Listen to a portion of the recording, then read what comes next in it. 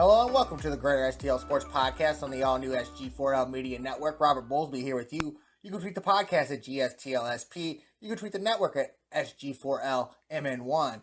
You can find us on Instagram at GreaterStlSP and find us anywhere, Facebook, YouTube, Spotify, Google, iHeart, Apple, anywhere you can find podcasts at GreaterStl Sports Podcast. Now, the last 2 days, I've been really on the Twitter. And I've been having a little fun on the GreaterStl Sports Podcast Twitter. But it was because I wasn't really thinking I was going to be disappointed about what happened today. Because I didn't think it was going to happen. I thought this was all just a thing. Just like something that was, this was going to get worked out. It was the inevitable. And I said I said it on the podcast before when I was wrong. I was totally wrong. So the MLB today announced that they are canceling the first 2 series of the season. For the Cardinals, that'll be in 2 series in a row, one against the Pirates and one against the Cubs. Which right there is just disappointing because you're playing the Cubs, your rivals, and you're playing the Chicago, game that a lot of people could make it to. But that's what's going to happen today. That was just inevitable no matter where or how it happened. So it's not even worth talking about, like, that they're missing games just for the Cardinals' sake. It's just that you're messing with something you shouldn't be messing with. You're messing with what you already think is a bad sport with pace of play and all that, which means that the people are going to think it's even worse. And now when you've got to have these diehard fans and all of that, and now you're playing with something. Now, the funniest thing I actually heard today was what they said, that they needed a full month of spring training. And then you go read about the 95 strike, and they only had 3 weeks then. And actually, some of the players didn't even have 3 weeks. I mentioned it last week with Greg Maddux winning a Cy Young, but yeah, missing his last start with chickenpox. And I think that's, on a player side, that's a young player thing. Like, that's all they've been talking about is the young players, how they want to do more for the young players and all that. So I think it's just trying to get more young players in the league and trying to show that, hey, we should start paying these guys. From the owner side, I honestly don't know what their whole thing is. I guess maybe just some extra time in Florida and Arizona.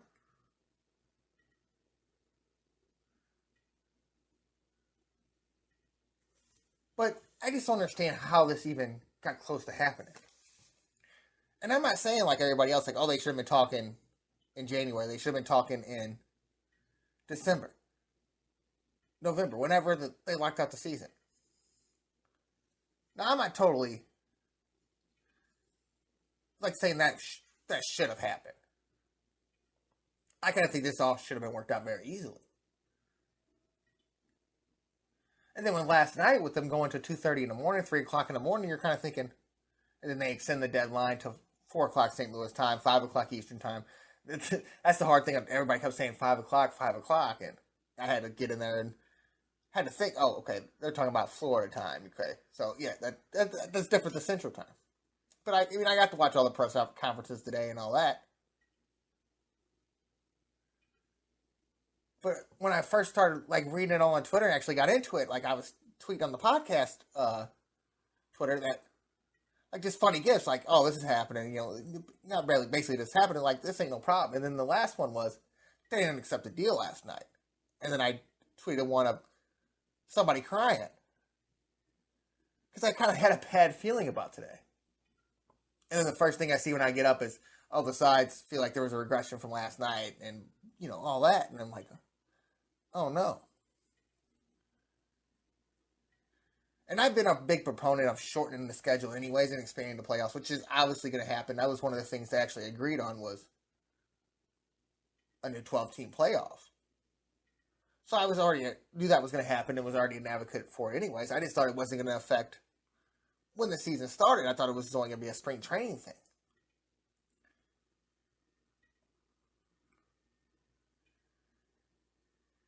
And people can pick their sides and all that, but I mean, if you're a fan, neither one of these sides can care about you.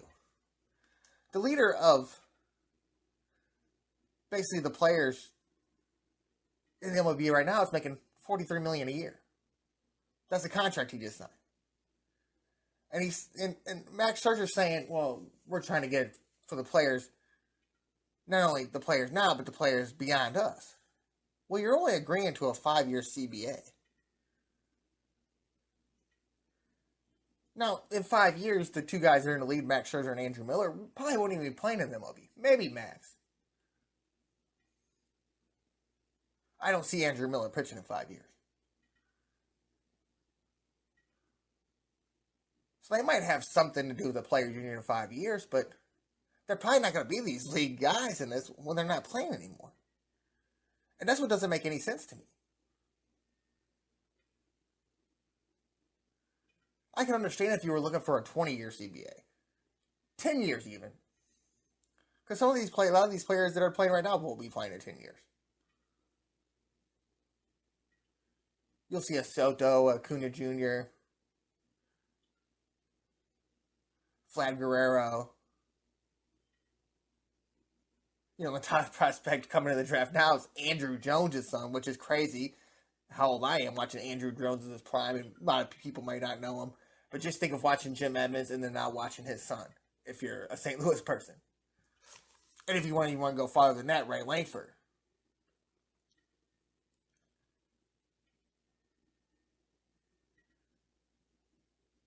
But this isn't about the players beyond that and the fans and all. This is and getting a fair. This is about them wanting more money. I mean, and how close it is. That's what the whole thing is stupid about. I don't see how you can't pick a middle ground here, or even anybody. Even it seems like neither team is saying, "Oh, there's a middle ground here. There's a middle ground. It has to be." But no, they're saying there has to be this or it has to be that.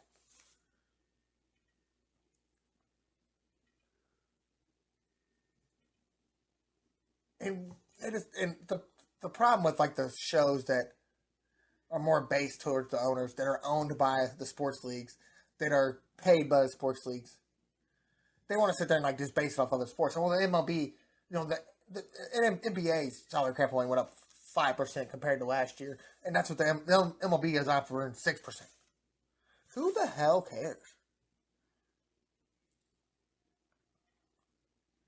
Either way, they're making money.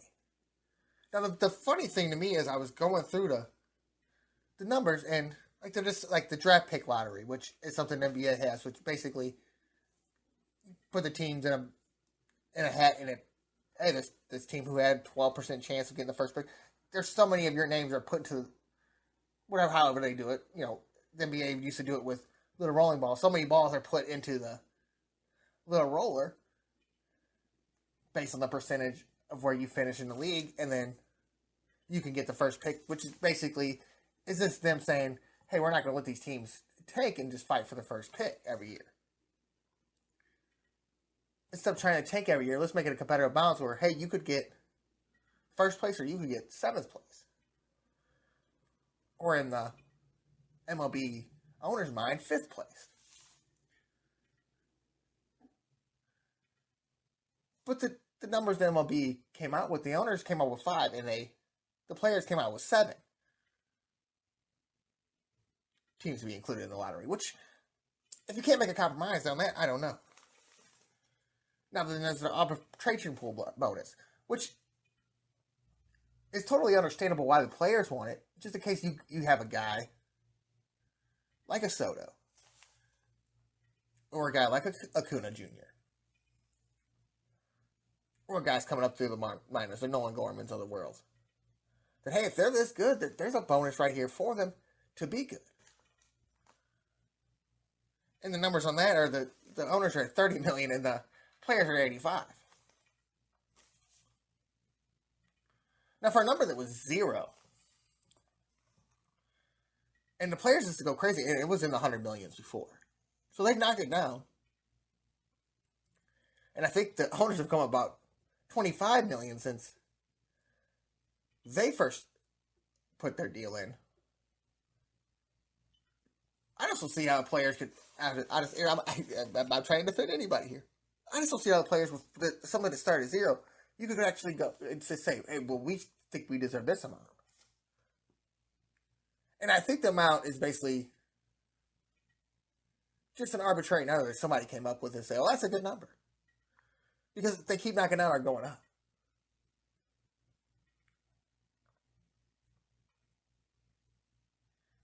And I understand with all the other leagues with the Supermax deals and everything, the players see that and they're going to try to get as much as they want to get. But when the number started at zero, shouldn't you be like, 35 million? I mean, can we get that to 50 maybe?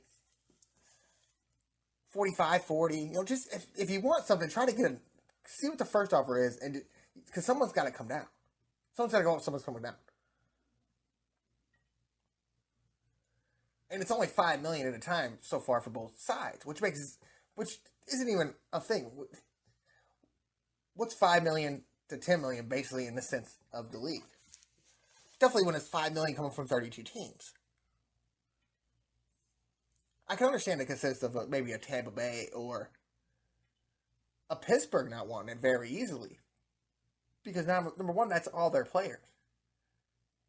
So now they're going to be playing almost all their players extra. Get messed around on the contracts when you're coming with the Super 2s and all that. So that's driving their revenue down. So I could see them owners being against it. I think it was 28 out of 30 owners have to vote yes or something close to that. So I could easily see it, the Pittsburgh, even the Kansas Cities of the world. Milwaukee, Minnesota. There's a lot of teams in there that can very easily, they could say, hey, man, we can't go that much money. We're going to lose all our players. We can't pay our players that. Definitely with the fan base that the Tampa Bay Rays got. So I could see why they would fight that, definitely when the number started at zero. Now the minimum salary thing, another thing, was $650 to $725, and the owners came back with $700, and the players hey, they're playing middle ground. $790 or $790, excuse me, $710, $715. It seems like the players aren't trying to work with the owners at all, and this is where it really gets me with the players. Okay, the CBT was $220, was the top, $220 to $240 in the deal. So it started $220 by the 5 years, and it gets to $240. The players wanted $238 and ended at $263. Now, the reason that I'm going to go off on the players are disillusioned to me on this one is they've already got the highest, essentially what it's called the luxury tax or the competitive balance tax, but it's essentially a salary cap that if you pass, you're going to start paying. So they have the highest one in all the major sports, and just to go down the list, MLB 210, NBA. They actually have a cap floor, which the players in MLB fought against for another competitive balance. But the cap floor there is 101. Their salary cap's 121, where they could go up to 147 on the luxury tax. NHL, 60 is the cap floor, 81 is the salary cap. MLS was 4.9, but they have players making $6 million. All a thing. Basically, they have 3 players that don't count against the salary cap. They're designated players. Must be nice. CFL, 5.3 million. NFL cap floor 180. And 208 is the salary cap, which teams go over that all the time and have to pay a tax. I think I read the Packers the other day were 55 million over that tax. Over the salary cap, excuse me. So that you were already beating leagues. Well, they've offered you 10 more million. And if baseball players don't want to say that their league doesn't spend the money that they do, and that free agency has been something. Well, if you look at the highest paid players in the 4 major sports, in hockey, the lowest one of all is 13 million, Tyler Sagan. But then you got Pat Mahomes making 45 in the NFL, Steph's making 45 in the NBA, which Chris Paul to sit on the not play at all for the Houston Rockets this year is making 44 million.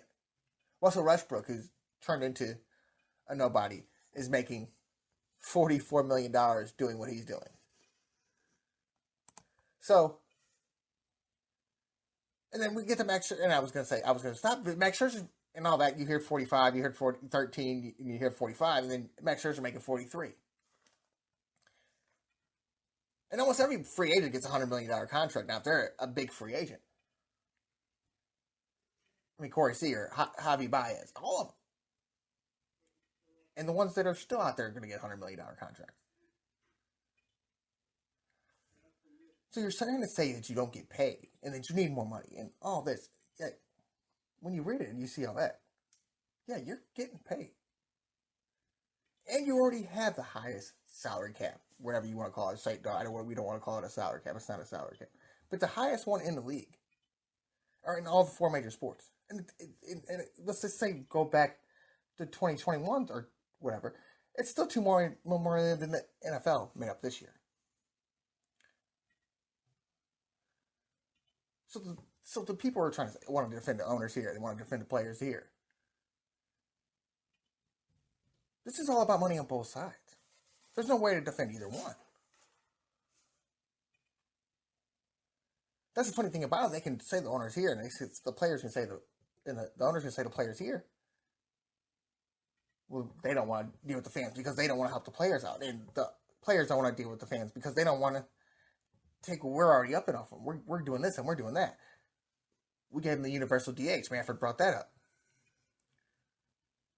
We're giving them extended postseason. And gave it to them the way they wanted it with the 12 teams. None of that has to do with the fans. None of it. Not one thing. Not one. And the players, all they said, well, let's help the younger guys, which totally understandable. But they're doing that.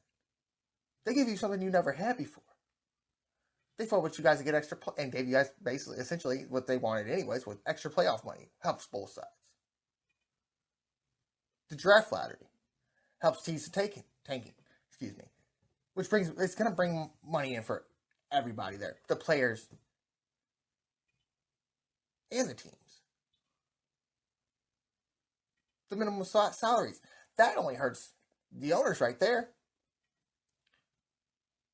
But it also could entice certain guys to say, oh, well, I wasn't getting this in the years before. That's why I was going here and there for, or playing overseas or something like that. Maybe you keep guys from overseas because they're like, oh, we can make a little bit more money than we were before over here, and you get better guys to play on your bench or players that replace guys that get injured, stuff like that. None of this is about the fans. They could say that this is all about trying to make the game more competitive, and Manfred wanted to bring up also place of play talking about a pitch clock and trying to eliminate the shift, which I wouldn't say eliminate the shift. I would say just make sure the infielders are on the dirt. So when a guy's playing, short right field, he's not catching a ball that would be a double in some situations.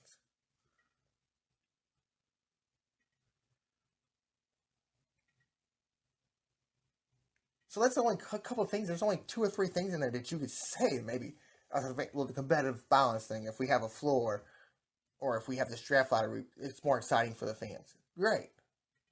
It's not too much exciting for the fans if you're not playing on the field. And the people that sit there and can defend either one is mind-boggling to me. It's even a thought in someone's mind that there's someone to defend here. The only people you should be defending is maybe yourselves, because you thought, they'd never do this to us. We got faith in this. This would never happen. After what they did in 94 and lost all the supports that they had, there's no way that they would let this happen again. And that's a whole different story. I actually if it gets started, I think it comes back to earth and nobody cares. I, I, I think it'd probably be if you got into May, June, and then it's going to be really scary if you ever get into July, which I don't think would happen.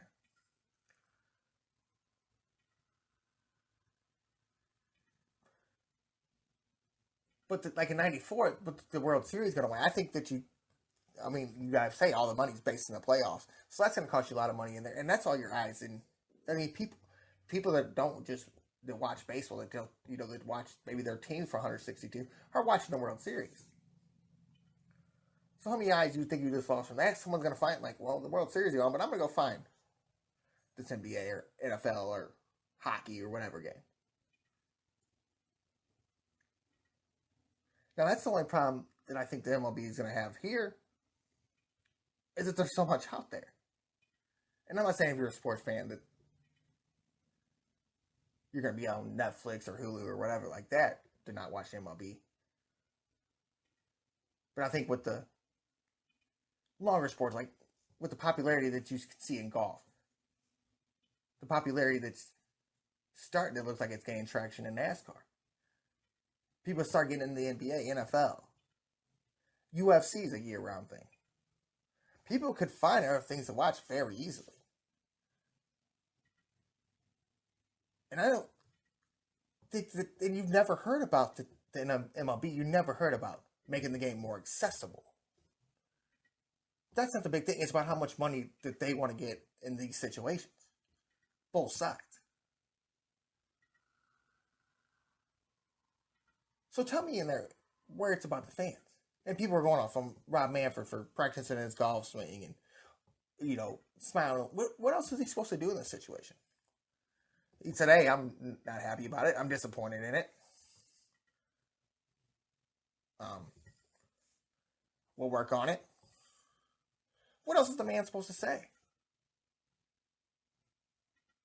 What is he? And he's just supposed to be all baseball all the time. He's just supposed to be up on. What if he was swinging a bat or throwing a ball up in the air? What could you say? Well, now he's thinking about baseball. He's on the right path. But no, he's thinking about swinging a golf club. What do you think they do while they're in Florida in spring training? What do you think the commissioner? Do you think the commissioner plays baseball? You think he doesn't have to worry about the 32 teams after? I mean, what's he do after the CBA's complete? Basically sits in office and waits for somebody to mess up. That's essentially what his job is. What else does he do during the season? You'll see him you'll see him at games here and there. I guess he has to address the state of baseball here and there. But essentially, this is the only reason he's around for, is basically to represent the 32 owners in a situation like this. Same thing for Tony Clark, the leader of the MLB Players Association.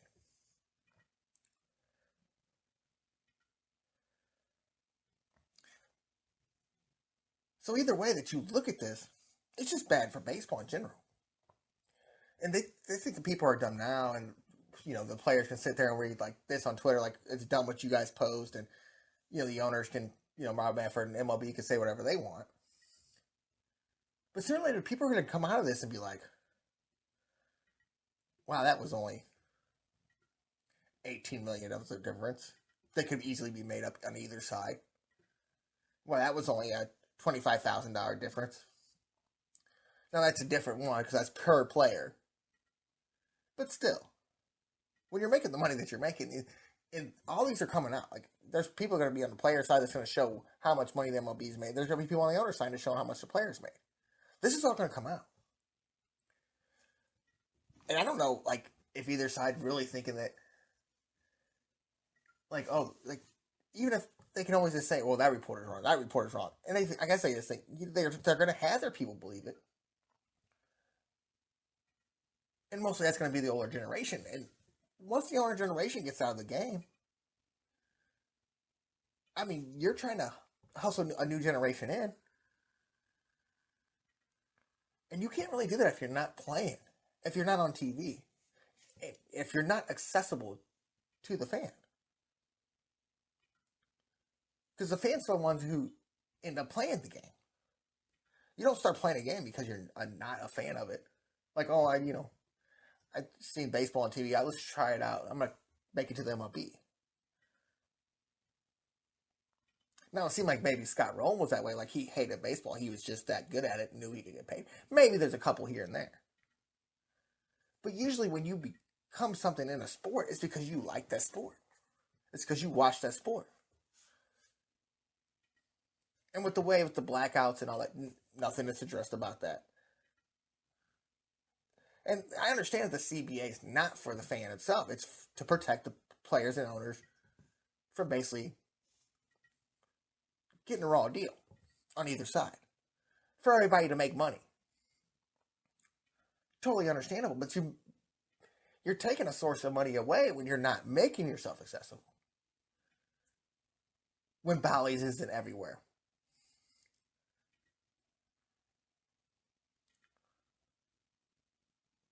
And that's the difference what I think the MLB says they're just so almighty and powerful that they don't have to worry about it. And you see with the game trying to be more accessible with the NHL on ESPN Plus.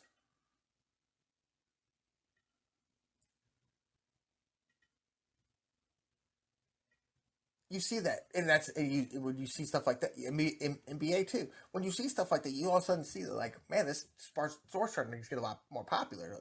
There's a lot of things popping up. A lot of guys is coming from your city that are getting drafted and stuff. And I know it's not hard with so many minor league teams and so many draft picks and so many players in general. I mean, it's gonna be hard to keep up with the MLB like that. But sooner or later, you're going to find, like, oh, like, that guy's from around here. And, it definitely went out to a kid's mind. When a kid's mind, like, oh, I get told I'm from St. Louis, Missouri. And they say, this Luke Voigt from St. Louis, Missouri. He all of a sudden could be that kid's favorite guy. He might root for a team, but he might really like Luke Voigt just because he's from St. Louis. That's part of ushering in a new generation. And if that's not accessible to somebody, then what's the point? But you think that you're so high and mighty and powerful because you attract so many fans to 162 and blah blah. For a season that's so long, you're selling out so many games and all that. You're making so much money off TV revenues and fan revenues and all this. You think, oh yeah, I don't. Let's make them pay as much as they have to for this game to be accessible.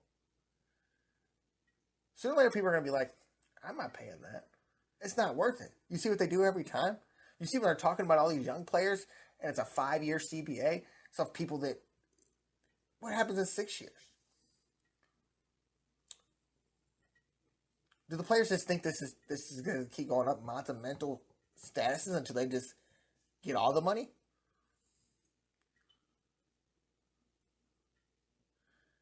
The only thing with the MLB that I will get at is the revenues are split less than any other league, with 40% of it, and the rest of the leagues are 50%.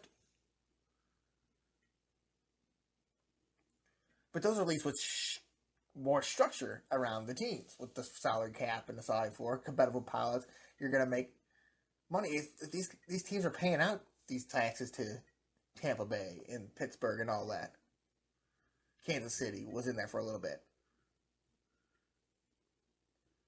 Is it fair for the owners to take on that burden and saying, maybe we should get a little more cut out of the revenues if we have to pay these other teams?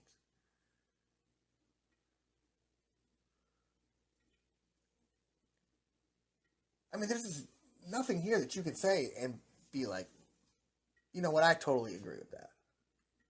Maybe the minimum salary. That's what might be the one I agree with. The draft lottery too. That will make the game a little more competitive. People aren't going to fight for first. That's why there needs to be a cap floor, though. The players aren't going to. They want this. If you put so many teams in this lottery, then you need to build a cap floor. Because the more teams you put in the lottery, hey, I'm not mad with 7th. Look at the first round pick last year, the number 1 pick that faltered out, and I'm not coming up with any year, but just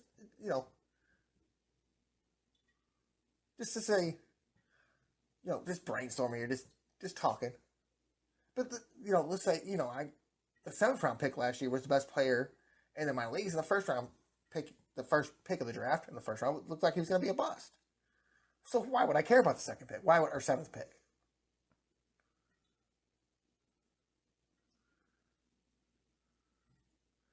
When you make it a top 5 pick and you're saying, well, yeah, if I'm 1 or 2 games away from being better than this team, then man, I'm not going to get that draft lottery. That kind of going to say, well, maybe we should spend to this certain amount. But now, if you force them to do it, there's nobody that can fight for it. I mean, I guess you can play crappy players more money, but then that's going to show that you're trying to tank.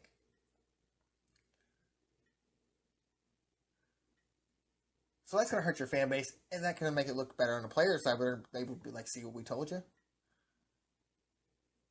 But that's the problem is that's what the players don't want. They don't want the salary for. Or the salary. And if they want the competitive tax, they want it higher than ever before. And higher than any other league. So there's nobody that even... I just can't see in all this crap I see on Twitter. It's not really 50-50. It's more that everybody's on the owner's side. Because the owners are the only one that were talking and saying, oh, we're the ones coming down. We're doing this. And the players kind of say, hey, sitting back saying, hey, this is what we offered. We've made some, concessions too. I'm sure there's more things we can work on. So other than Twitter, when they come on the press conference, they sound so much nicer about it. On Twitter, some of the players I don't know if they're even involved in the negotiations and know exactly what's going on, but of course that they're getting briefed are the ones that are going wild on Twitter.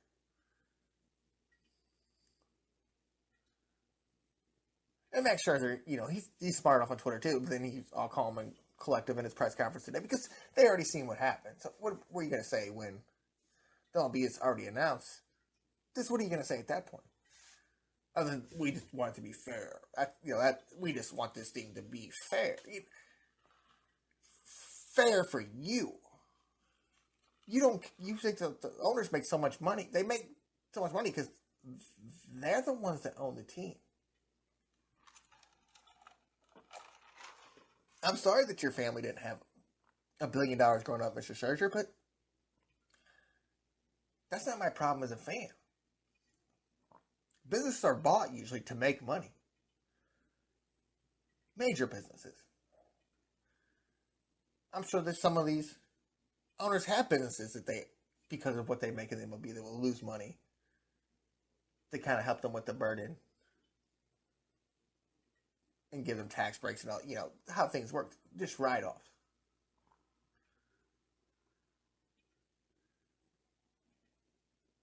Now, the bad thing that put me on the bad side with the owners was that I was reading that George Bush basically made it to where they basically have some of the lowest taxes to basically try to recoup on their investment. Sports owners. But when I looked at it, it was about 20%. And the players, I think LeBron James is the one they showed, but they showed some MLB players. They were paying about 34% taxes. Now understand, if you got $1 billion and the people that have $1 million, I want you to pay more taxes. But it's kind of shady on how it's worded. Are they saying that they're just paying that much money on what they've put into that investment? Or is it their whole amount?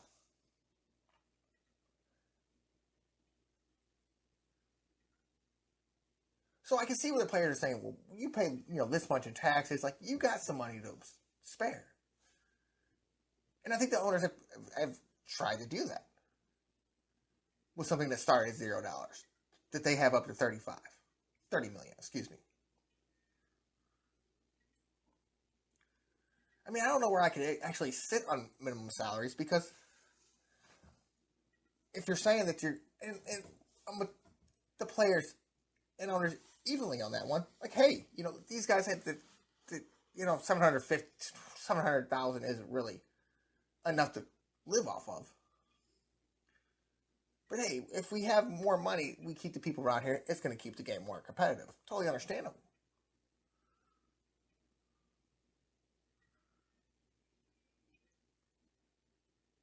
But with the owners, it's kind of like, Well, I mean, how many good players can we get on our team if we have to spend so much money? And this is all the money that we think we can allocate to the team. So do you want to get everybody paid, or do you just want to get paid? And hey, you're getting paid $43 million. Like maybe if you came up off that, then maybe we could, throw a little money at you. I mean, it's just the guys that are talking are the guys that have already gotten paid. I kind of want to hear from the people that haven't gotten paid yet and what they would think.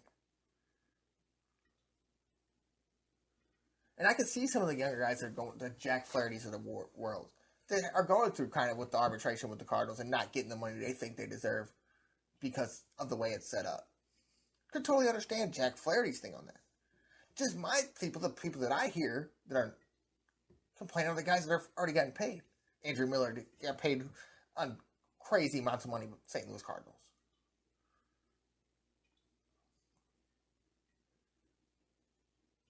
So they can't really say that, well, 40% of us say we should take it and 50% of us say we shouldn't, or 60%. And same with the owners. You're going to say, hey, we all disagree with this.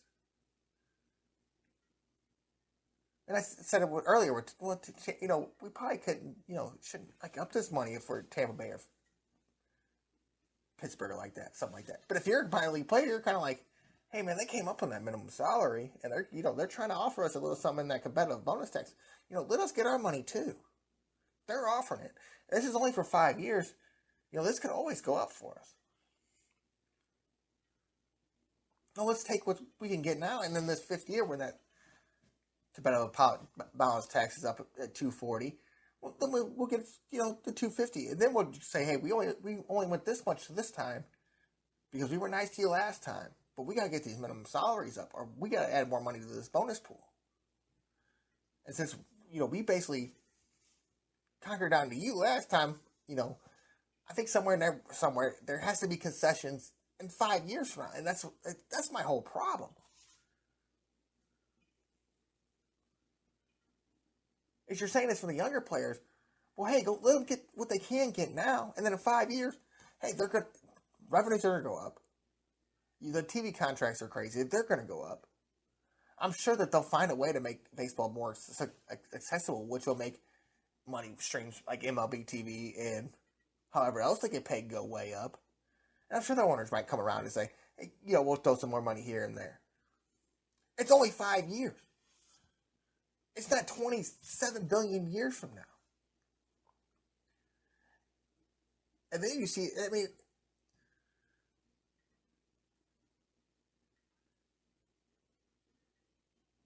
and the only bad thing about this is without this floor stuff and the players are fighting all these little bitty things, a team like the Marlins can still go out there and basically play to lose. And then you see that Derek Jeter stuff down. You've got to believe that's why. Well, if they're not going to make us do it, then why should we? We're trying to offer it. They don't want it. Good for us. No, I don't accept that. I don't accept that you guys go out there and say this offer and say, hey, we should get a cap floor to make, if that's what you want to make it more competitive. No, I don't want to spend that kind of money on a team that doesn't get, the revenues that they, out of the fan base that the other teams did too. And if you looked at their TV contract over the last few years, I can understand why the Marlins would be nowhere near this because they don't make the money off the TV contract the other teams do. And I think a couple years ago I read something like that was crazy about their radio contract where they don't make no money off that. Crazy to think about.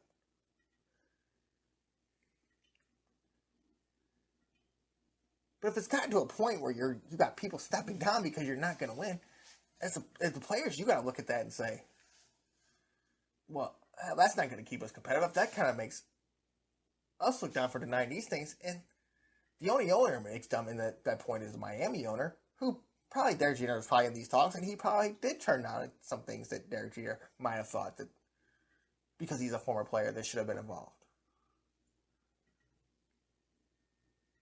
I mean, I bet it is hard for a lot of these players that are in the front office to have to maybe, because they get paid by a team now, have to kind of go and think like, man, we can't go out and say that. We, get paid here.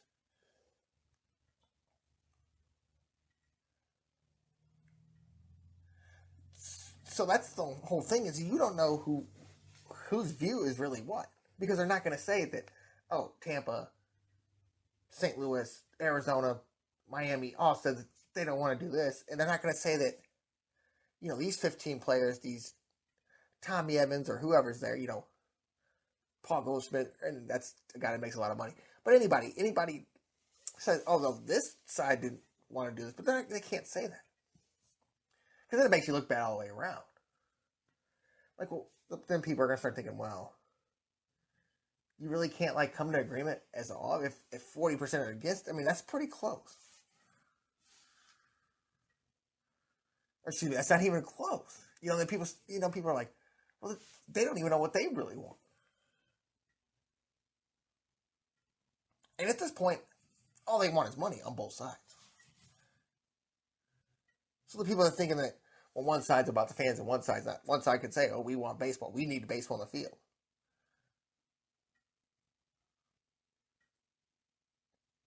They don't.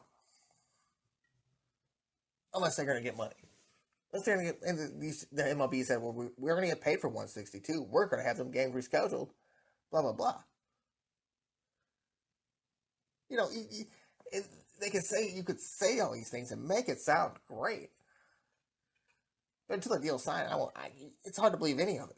Because, what I believed that wasn't going to even remotely possibly happen, happened. And I'm disappointed that I thought that way. I thought that they were smarter than that. I thought this was, a done deal no matter what happened. And I feel kind of slighted, really on both sides about it. Because I figured that somebody would be on the fan side.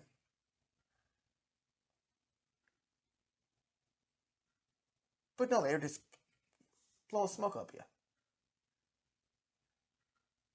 This has all been a smoke show, essentially. Oh, they didn't do this, and they didn't do that. That's the players been saying the whole time. The owners didn't do this. They didn't talk to us then. They didn't talk to us when. Blah, blah, blah. It's basically, all I'm hearing is, the owner should have done this. They're the ones that...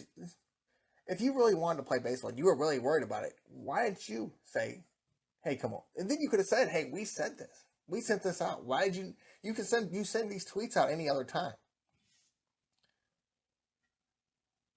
So show us the tweets. Show us where you sent them that. Say, hey, we tried to get MLB to meet today, and they didn't want to meet. And then I feel sorry for you a little bit. But I'm not going to feel sorry for, people that are trying to say that they're doing this when they're just trying to get more money from themselves, because in 5 years from now, it won't matter again.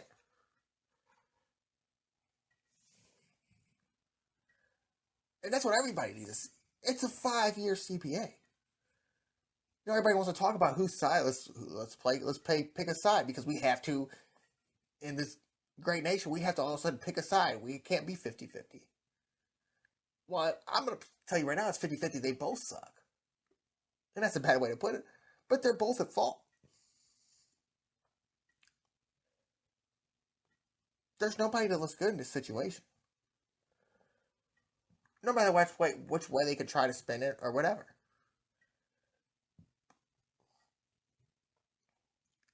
No, we could have talked. They could have talked to us earlier. They could have done this, or the players should, say, hey, well, we gave some concessions and they don't want to do nothing. I don't want to hear none. It doesn't sound like a negotiation to me. It sounds like two sides are saying, I'm going to see. I want what I want. And, okay. And then sooner or later, they're like, well, can we share? You know what I'm saying? Everybody's saying, I'm not going to sit here and fight for billionaire owners. I don't care how much money they got. People, and people are saying, well, the players are just asking for too much. I don't care what they're really asking for.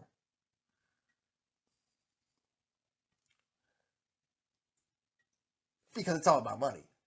So you could think of what you want in the whole situation and say this and that, and this is who's fighting who, but nobody's fighting anybody. They're all fighting against us for money. And this just proves that they don't need your money. I mean, 2020 kind of should have proved that to you. But of course, everybody said they were at a loss, they were at a loss, they were at a loss. Well, if they lost so much money off this 2020 thing and this whole COVID thing, then when you wanted to think they would want to try to make something happen. And the funniest thing about this is I kind of think what they wanted this all along, both sides. I think sooner or later you'll go through all this and it'll all be about 50-50 splits in about a week or so. And then they'll knock off about that week of games or so, and maybe even 2 weeks from now. They'll knock it down to about 140, 150. They'll play all the players for 162, and this will be like it's never happened. You'll have baseball on TV. It'll be like it never. And people can say, "Oh, they've spurned me. They've lost a fan." Well, when you see it on TV again 2 weeks from now instead of 2 weeks earlier, and you see it and it's spring training, that's not going to matter to you because you're a fan of the sport.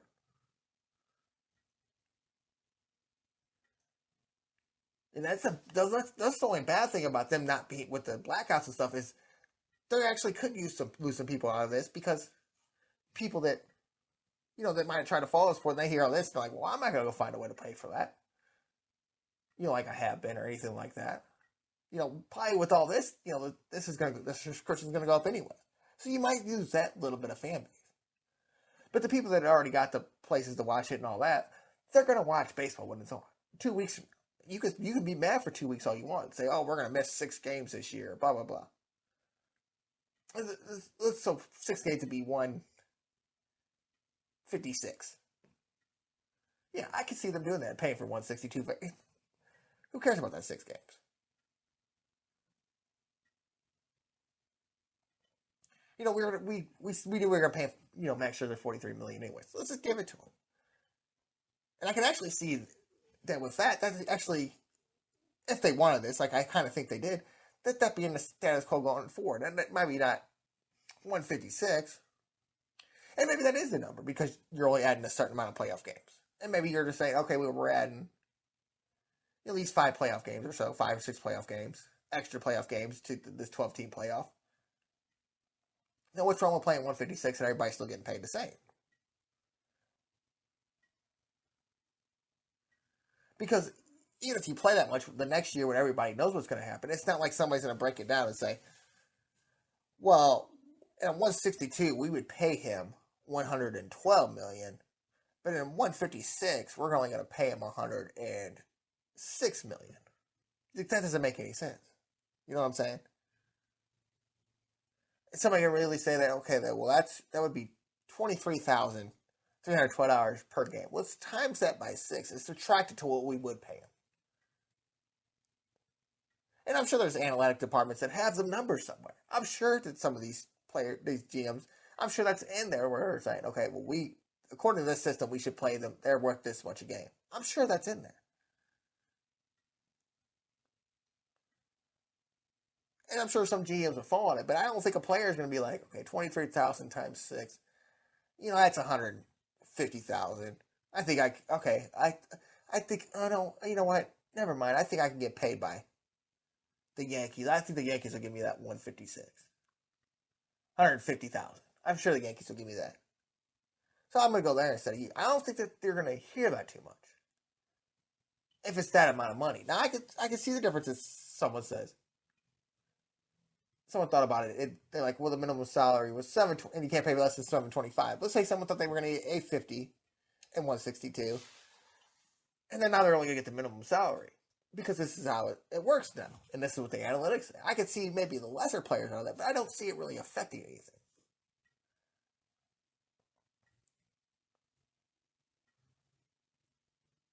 Now, if a season gets canceled or something like that, I could see prorating salaries. I can't see that happen if you're canceling 2 series and that not being worked in. Definitely, if the players come down, if the players come down and anything, definitely a significant amount, that's in there no matter what. And I'm sure that they're gonna be like, oh, well, since we did this, and we want to work these playoffs games in, let's go ahead and go on the right time next year. Maybe knock a couple weeks off spring training, and then everything will still be on time, and we're still playing 150. We're still playing a significant amount of games.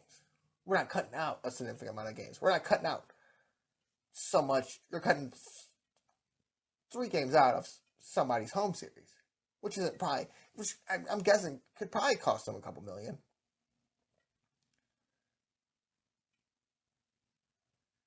But I'm sure that they'll make up for that TV revenue somewhere. Some of them will be in the analytics department as well. Like, well, since they cut off them 6 games from the TV, we got to charge the TVs this now. And I'm, sure that the TV stations are willing to pay it. Someone's willing to pay it. Whether it's going to be Bally's or, I'm sure that some other network will find a way to pay it. Because half these networks work together anyway, so you could see the game on, whatever TV, and it's going to be owned by, ABC, Fox, or CBS. Someone has the money to come and get these teams if they wanted to. Now, I don't know about the local stations, but I mean, if you want your stuff accessible, I've never understood that the local station. The NFL broadcasts essentially every game on a over-the-air station. I don't see how Major League doesn't think they can make money off that.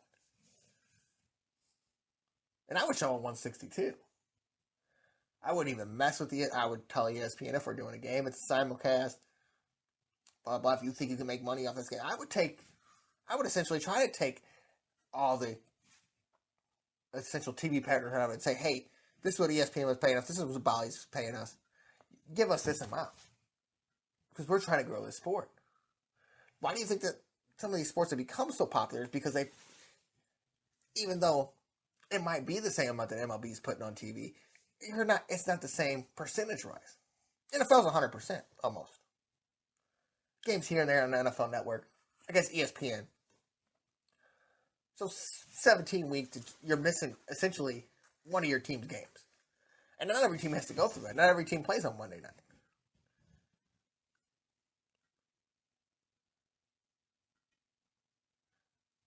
But I think with the percentage for the season that's on TV, that actually some people that don't have cable and stuff like that, or just have the Netflix or blah blah, and don't have a YouTube TV, or do have YouTube TV and can't get Bally's.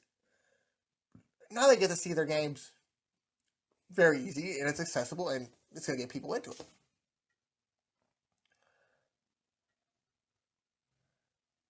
So I think that the MLB is looking at the wrong thing. It should just be looking at accessibility is going to create dollars.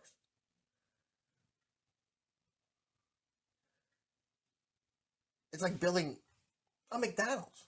It's like building a podcast. It's like building a business. The more places you have it, the more it's going to grow. The more money that's going to come in. The more you're going to be able to pay your employees. And I think the players should look at that and be like, well, if the more they get paid, the more they can give us. But instead of everything just being like, hey, let's do this for 5 years, and then we'll look back at it. It's like, hey, we're going to fight this tooth and nail, and in 5 years, we're going to do the same thing again. Instead of just writing concessions in the contract. In 5 years, the new CBA, if the new CBA cannot be agreed to unless this goes in. I don't think it's as hard as they're making it out to be. And I'm not the smartest guy in the bunch. I'm not the guy that knows everything that's going on. But looking at it from where I'm looking at it, I think I very easily could have had this done. I think I very easily could have made a concession here and there to make this happen, to create money. So that's why you can't see it on both sides, because both of them want money, but they're not wanting to create it.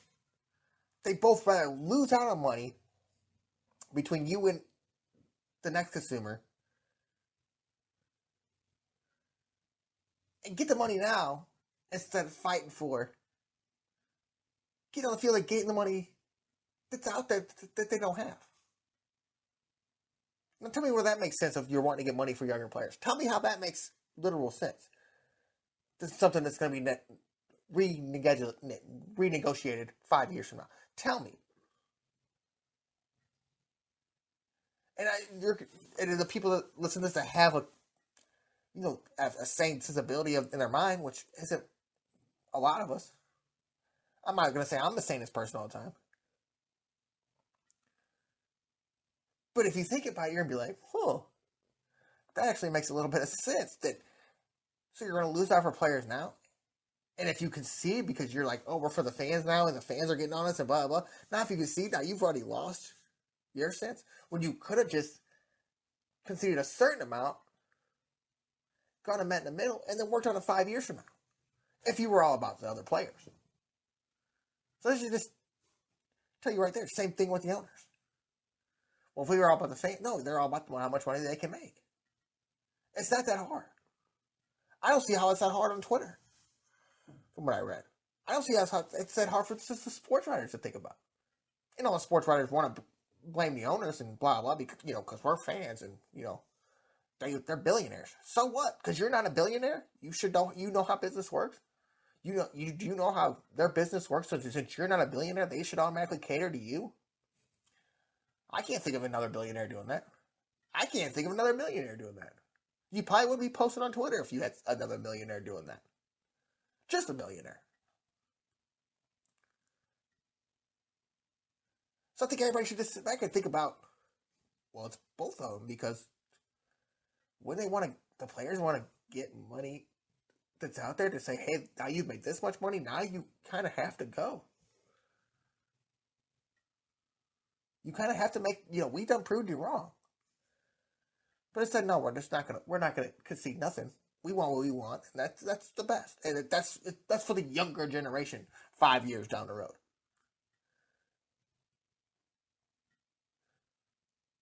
So probably more than half the league still that's playing now, that's getting paid now. Not the same players are getting paid now. Are still going to be getting paid during this little 5 years that you're talking about. Then you're going to get everybody paid. Without making money. Makes sense to me. It's just absolutely ridiculous either way. It shouldn't even. We shouldn't even. I don't know how this could happen. I'm still, my mind is mind blown that this happened. Because that's all I talked about was, and they might be colluding together. That's what I'm hoping for. And I'm not gonna guarantee it's done now. I'm not gonna guarantee they're colluding. But they could be, because they could say, we could do all this and make the same amount of money very easily. And now we can up these TV contracts with this expanded playoffs. So we don't maybe need those 162. And we maybe don't need to spend all this money in the spring training. And maybe now with the way this is going with the MLB players setting up camps in Arizona, then hey, maybe this is what we do. We get the players that want to come out early, like we did before. And they just come out here, they do their thing, have simulated games and stuff like that. And then we'll start real spring training. Give, how much time we need in. And then let's go play this 156 and do these expanded playoffs, and haha, we fooled you, even though we made it sound bad. That could be it too. All right, we're going to take a break. This has been the GreaterStl Sports Podcast on the SG4L Media Network.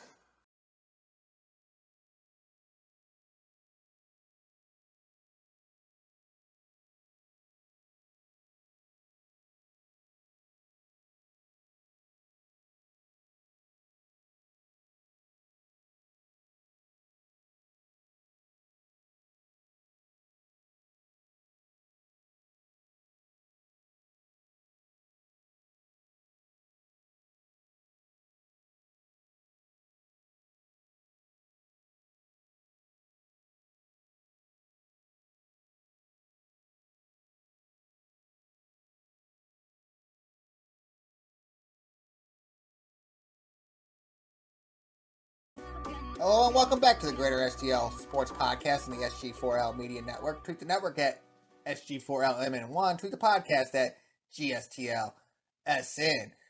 You can also find us on Instagram at GreaterStlSP and find us on Spotify, iHeart, Apple, Google, Facebook, and YouTube, GreaterStl Sports Podcast. And if you got another podcast, decide another way to find us. The videos have been going up on Spotify now. The videos go up on YouTube now. The videos go up on Facebook now. But anywhere you need to find us at GreaterStl Sports Podcast, right there. Boom, you're there at it. I will talk about some happier times in St. Louis sports, and then I'll probably complain in the third segment a little bit. But, I mean, it's just easy to complain on the show. Really easy. I mean, it's easy to complain about anything. I don't want to be all too bad. I feel like sometimes I get on certain situations and I just want to rant and rave. And, you know, I do talk about happy stuff on this show. But speaking of happier times, Lindenwood University has moved to the Ohio Valley Conference and has now become a Division I school.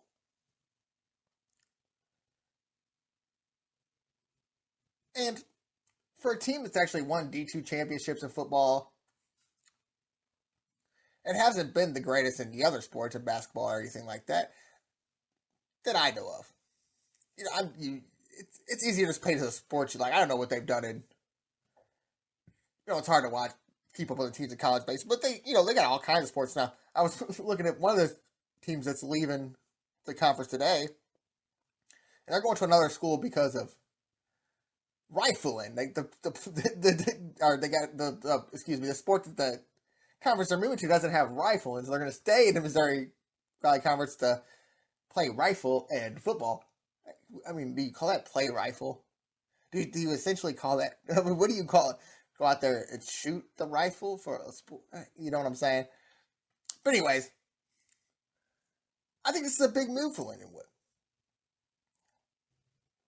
And not just for any other reason that you went to a conference that has some decent teams. It's going to have some known teams, some people around here.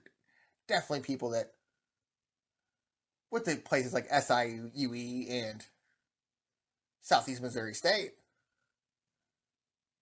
And then the people from Lindenwood. And it's a conference that you're going into, and it's a conference that, I'm not going to say that SLU should have looked at, but at the region that they're going to look at, that they should have looked at. I mean, you got the Eastern Illinois University, of course, in Illinois. You got Morehead State, which is in Kentucky, which isn't far away. You got Southeast Missouri State, Cape Girardeau. SIUE, of course, in Illinois. 3 teams in Tennessee, and then the teams you got coming are University of South Indiana, and then the University of Arkansas Little Rock. But just the name D1 is going to make a school a whole different place. I mean, just kids are going to want to come to your school just for D1. And if you look at it can help you with a lot of in-home recruits that could maybe think about, well, maybe I'll go to this. I could go to this D2 school that's, right down I said that weird. D2 school that's right down the street.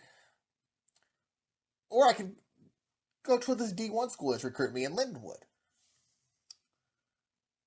And I'm still going to be around my home because, the farthest I'm going to have to travel west is, Cape Girardeau, and then the Tennessee, Kentucky, and Arkansas and Illinois are basically all neighbors. And I think that's the bad thing. And I think this helps the conference out in general because now you're going to have people that are like, well, even if, and this is just a smart way to run a conference. Because now you're keeping people that, hey, I want to stay close to home and I ain't got the biggest D1 scholarship in the world, but hey, it's D1 still. And for a team that's won championships in football, people are going to look at that and be like, well, I can go, they've done it before in D2, now let's see what they can do in D1. I mean, it's just a step up all around. No matter which way, any way you can think about it. No matter what sport it is, and just to go off football. But you've heard about teams like SIUE in the Missouri Valley, in the NCAA tournament. So this is a conference that can produce talent in other sports, not just in football from what you've seen, But if you actually can get some recruits that are on the boat between going to JUCO or D2 to stay closer home, and now you're in a place to where essentially you're in a little bubble, that even if they don't go to Lindenwood, but maybe they go to SIUE or Southeast Missouri, that's going to bring eyes from other players to be like, well, I see that my friend in down in Cape, he gets to come home every weekend, and he's not traveling that far. His family gets to go see him play, and yeah, maybe this D2 school is looking at me, but maybe I can go to Lindenwood and make something out of myself, make something out of myself at the D1 level, and I still get to be close to home, and I still get to see this guy that's only playing down at Cape, or this guy that's only at SIUE, or this guy that's not that far, 4 or 5 hours to Kentucky. This is a smart decision. It's a decision that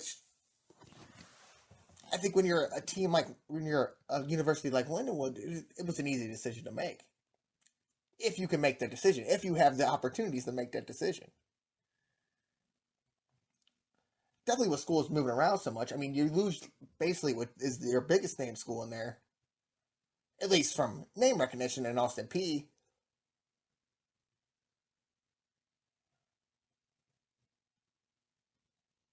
But it's still Division One. Whether if it's Austin Peay's your one name, there's not people that haven't heard of SIUE. There's not people that haven't heard of University of Arkansas Little Rock. So I think this is the thing that I don't think that I understand that I'm going to say this, and it's going to be like, well, you're always complaining about SLU going to A10. Always try to make yourself better, but when it makes everything around you better, when it makes recruiting better, when it makes it easier to have a fan base. When a kid from New York, he was saying, well, I could go to a crappier conference in the A10, but I'm still playing in New York, and I'm not, 100 miles away in SLU.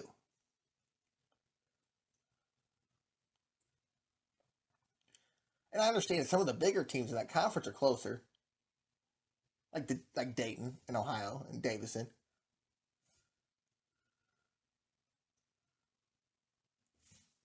But you really don't have anything around you in that conference if you're a home recruit from St. Louis or a faraway recruit from New York. That's like, I'm going to get to do this, and I'm going to get to actually, be around my family and stuff, and blah, blah, blah, and I'm going to be in D1 and all this.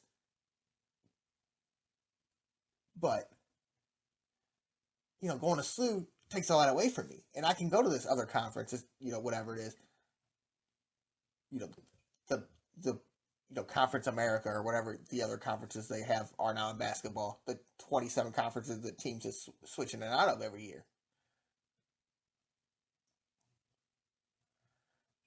And now you could look at it. That's the only problem I see with the A10 is where SLU put themselves in that situation. Lindenwood has put themselves in a whole different situation.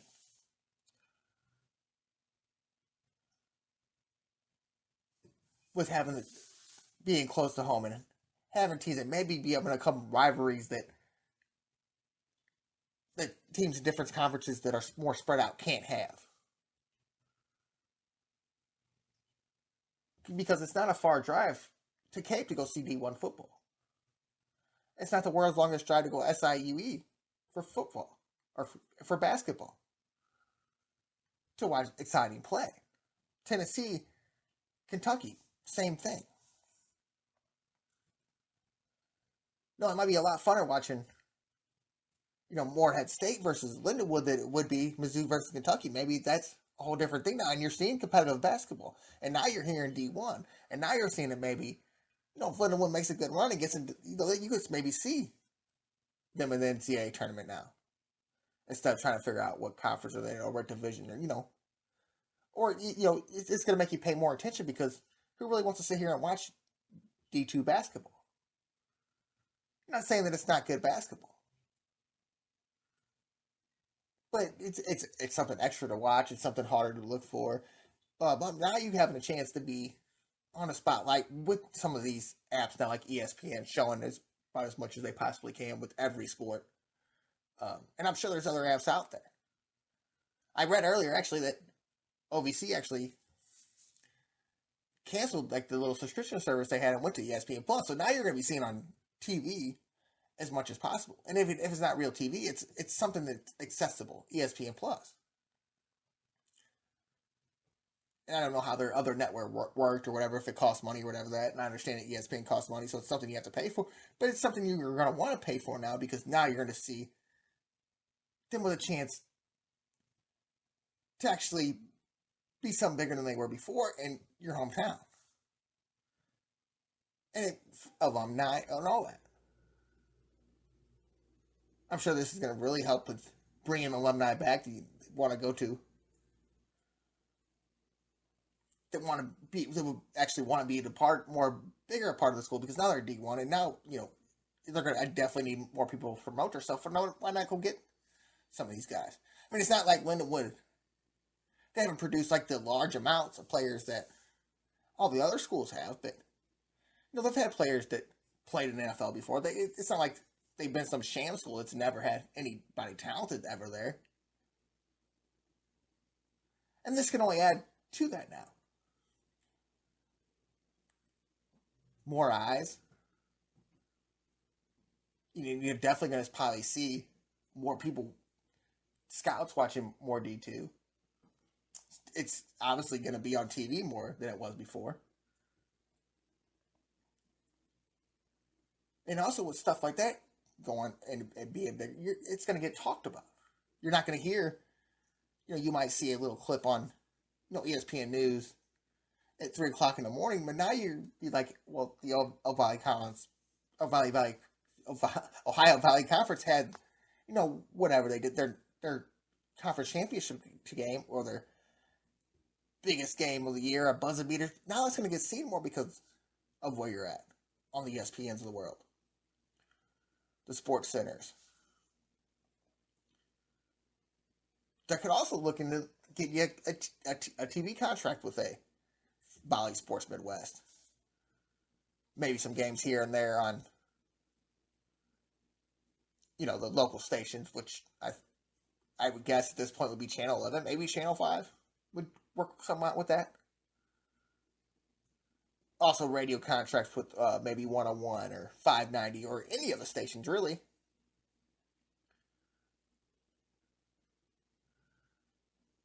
But this opens up your opportunity to do whatever you want at a school that you might not have had that chance to do before as a D2 school.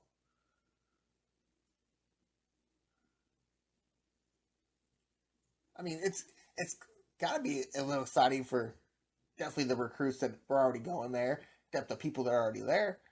They're like, hey, we need to put on a show. We need to prove to them that, we might have been to Division II, but we've always been a Division I school. And that's when they probably get their friends in there to come instead of maybe going to a Mizzou where you might only have half the playing time. Well, maybe you're going to go right to Lindenwood to start. And it's going to have eyes. And when people say it, they're going to say Division I Lindenwood. And you can always say, I've been recruited by a Division I school and stuff like that. I mean, that's different to some people who say, hey, I might have got offered this D2 scholarship at Lindenwood, but I went to go play at Mizzou for half the time. Well, now I got offered this D1 scholarship. I mean, that's different to a person that maybe came from nothing, like, wow, Division I scholarship, whether it's Lindenwood or not.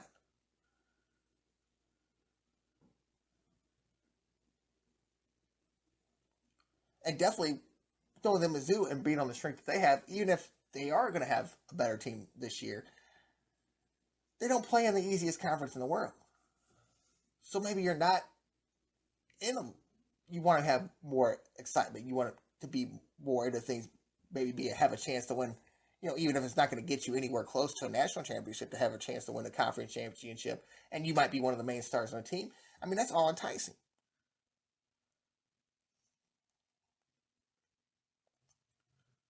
I mean, now people to see that you have a shot to maybe get in the NCAA tournament, even if it is a long shot. It's still a shot. You're still going to be seen on ESPN playing in a conference tournament.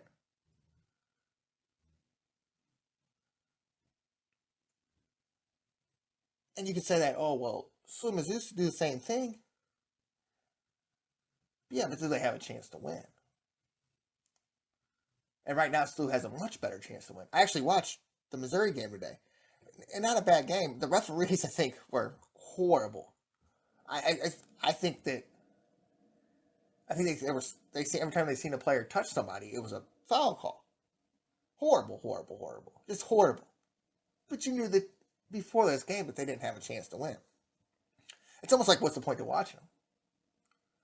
Now, SLU still has their chance being where they are in the A10. But with the way that St. Bonaventure's playing, and the way that Davidson and Dayton ended up losing tonight, but even a team like Richmond, I mean, it's not a guarantee that you have a shot to win this title in the A10. But maybe, hey, if I get a couple of my guys to come down to Lindenwood instead of going to SLU or Mizzou, and we're going to play Division I basketball, and we're going to have a chance to go to the tournament, and maybe, you see what Kentucky has in the SEC, or what Davidson and Dayton have gotten, or, at this point, St. Bonaventure, but anybody, and, you have to do all that travel to play in the A10, and you can just sit right here in your home state and just kind of go willy-nilly, in neighboring states. That sounds like a much easier schedule than and having a chance to go to the NCAA tournament. That sounds a lot better than, going and playing for Mizzou and losing 20 games a year. Or going to play for SLU and feel like you have a chance all year and then see how good, some of these teams actually are, and then having to go through all the travel and stuff like that.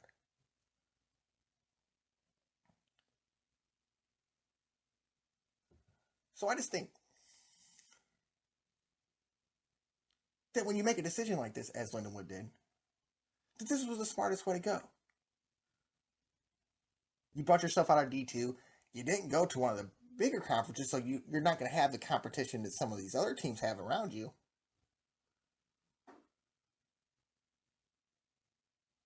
And you're going to put eyes on your whole university no matter what. And now you can tell these recruits, like, hey, we're Division I. Hey, you can come to us. You're going to play. You're going to be seen. You're not going to have to go far away from home. And, hey, look, every year we got a shot to do something here. And your name could be part of it. And I don't know how big the NIL deals are in Lindenwood. I don't know if you can offer them in Division II football. But I guess that opens up a whole new stream for you, too, there.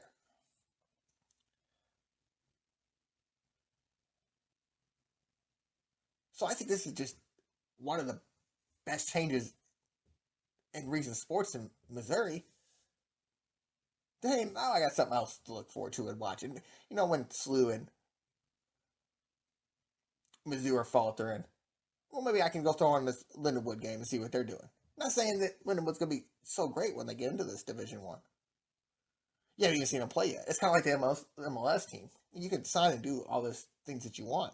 I haven't seen you play yet, so I can't judge. But I think that if Lindenwood is good now, they can only get better.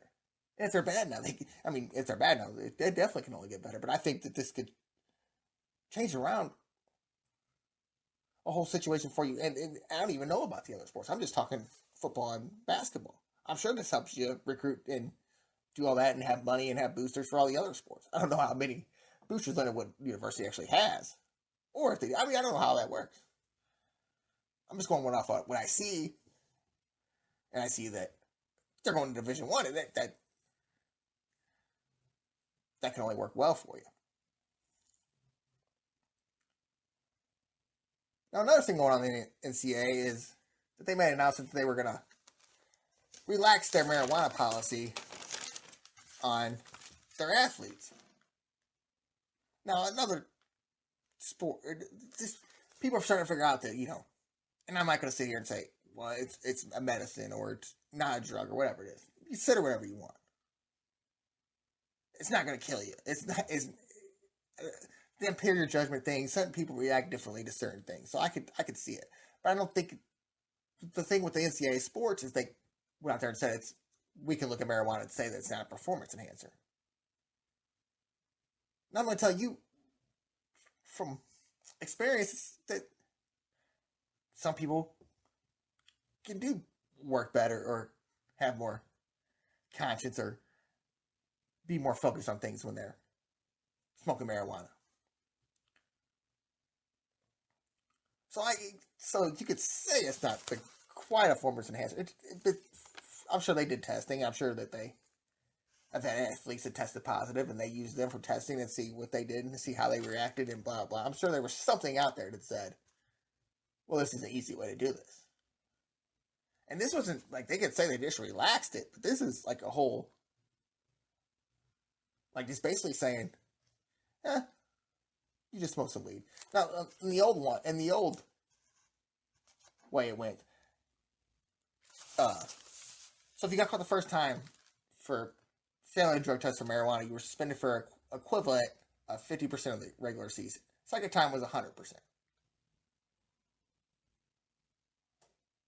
In the new policy, first time is a school management and education plan. Second time, you won't sit if you comply with the first plan, and if you didn't comply with the first plan, it's only 25% of the season. Third time, you won't sit if you complied with the plans both times.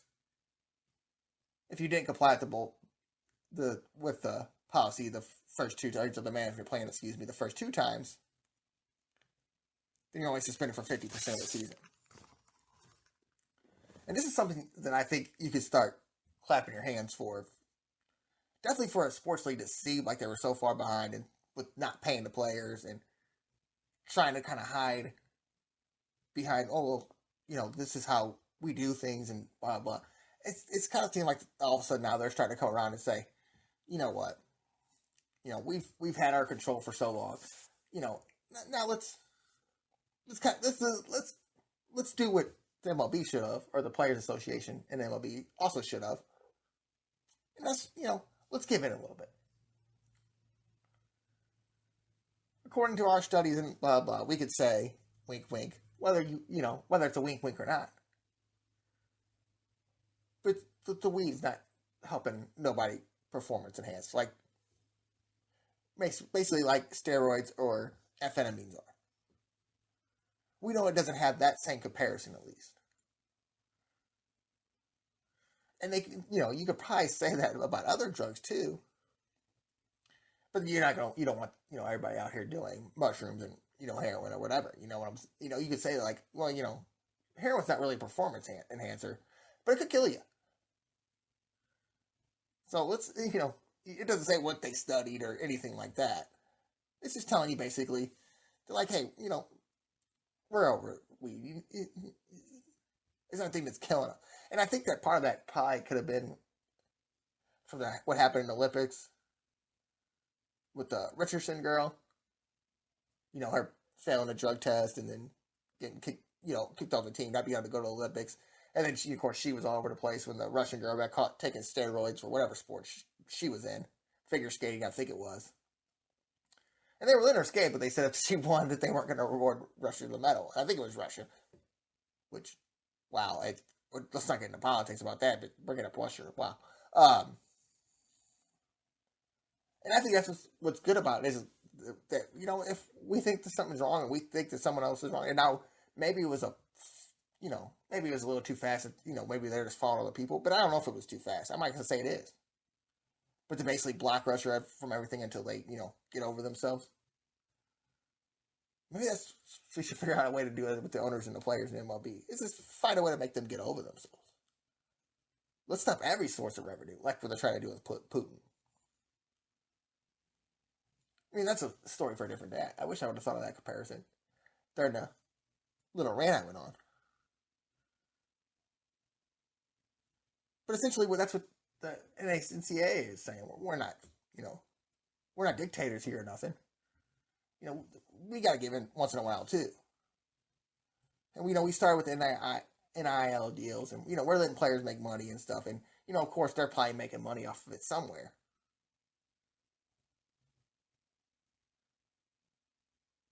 But let's not, punish them for something that we have maybe experienced before, or something that we've seen that isn't going to really affect what they do.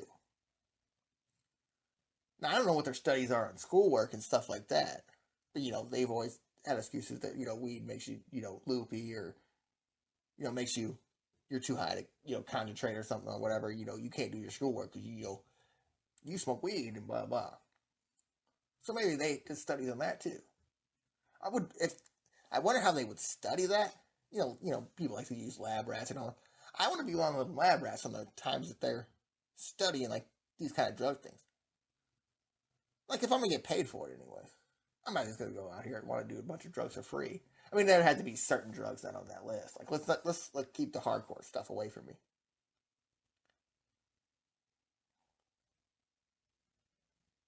But I wonder who gets that. I wonder what they tested on. I wish I would have gotten more into this now that I think about it. I was just happy that just thinking like, hey, I kind of want to be you kind of, this is kind of where you might want to be a student athlete now.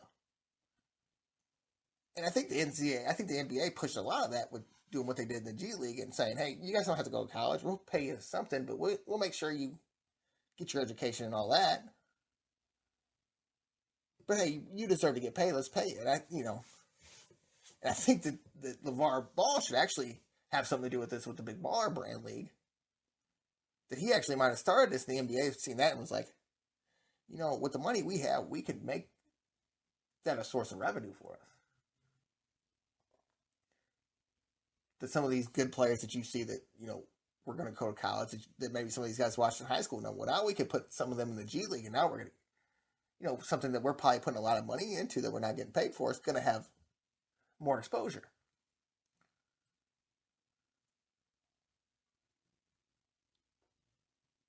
And it's a different sport than MLB, but I mean, I'm sure that just revenue streams. And the NBA almost seems like they're steadfast in how many revenue streams they can gain with gambling and on down.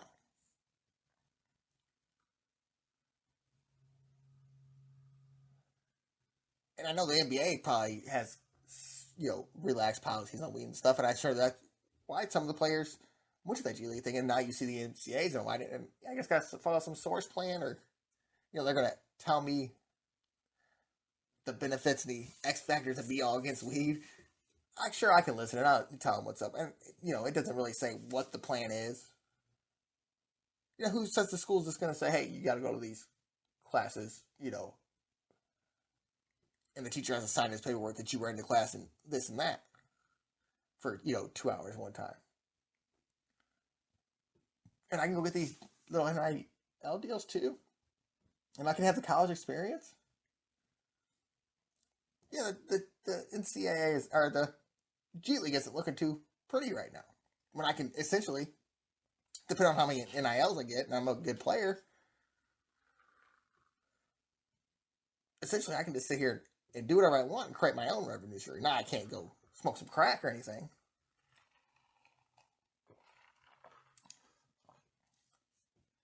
But hey, if I mess up one time, or I got some buddies around me, and let's just say any of these could have been, and I doubt they were, but secondhand smoke or anything like that. Maybe that that could have been looked into too. That maybe some of these players maybe, and there's always false positives and stuff like that. I don't know how really good that works with drugs. It worked well with COVID, and that's probably because they didn't properly know how to test for COVID, and they've been. I'm sure they didn't know. People don't with the COVID thing. People didn't know what COVID was. So how do you know how you're going to test for it, or what you're testing for? Essentially, I mean, people have been drug testing for weed for who knows how long that drug testing has been implemented in the sports. So it's just nice that you can see leagues coming to like a consistency with with the majority of the people now. And sure, I'm sure that's gonna piss off the people that think that weed's bad, and I'm sure there's gonna be people that say the same thing like they said about, well, I'm not watching the MLB no more. I'm sure there's gonna be people saying, Well, they're just gonna let them sit around and get high all the time. What's the point of, that's not fun sports, blah, blah. And every other player can be like, oh, that, guy threw a ball out of us. Oh, that guy's smoking weed. There's gonna be them people.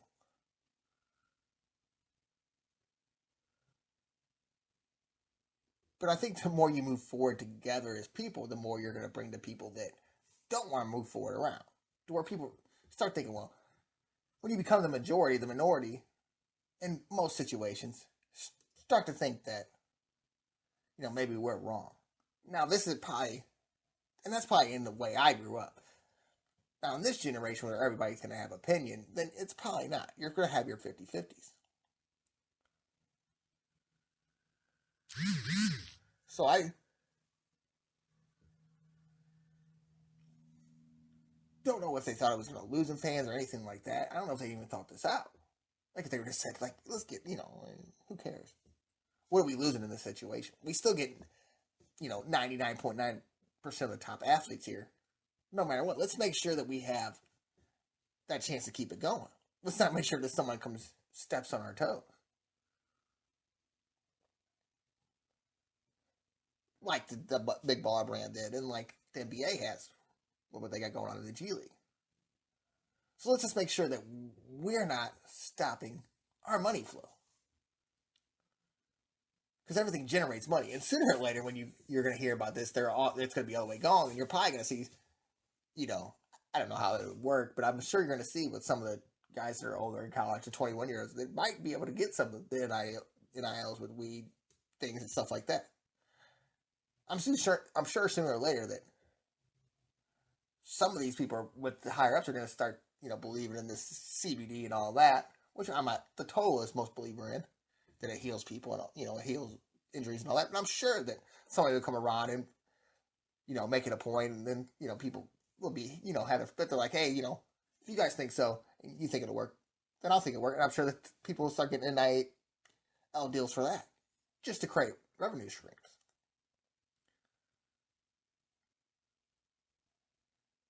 And I think the NCAA has a little more leeway in that because they have so many more teams. There's 100 and something teams that can get in the tournament every year. Like they've had to raise it up from 32 to 68,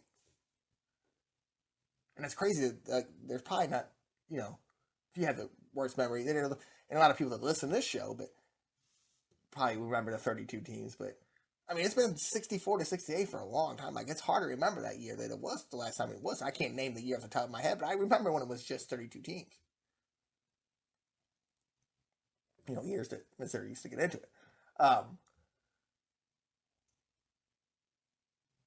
So I think that you're just to be steadfast and to be before anybody else, and not even be before anybody else, but to just say, hey, we understand that this ain't the worst thing in the world, and we're not going to let you do whatever you want, but we're going to relax this on you, and give you a little more freedom because of what you've given us. And I think that works just as well in the mind for anybody, really. Jobs, anything. Because of what you've done for me, I can give you this leeway. I'm not saying you could steal. I'm not saying that you can, go sit outside for 2 hours or, smoke inside the building or whatever.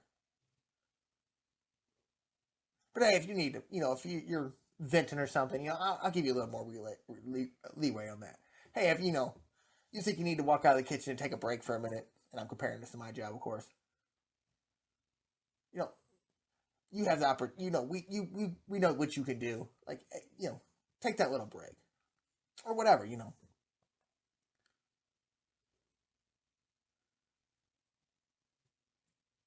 So I'm not saying we're going to make this a vacation,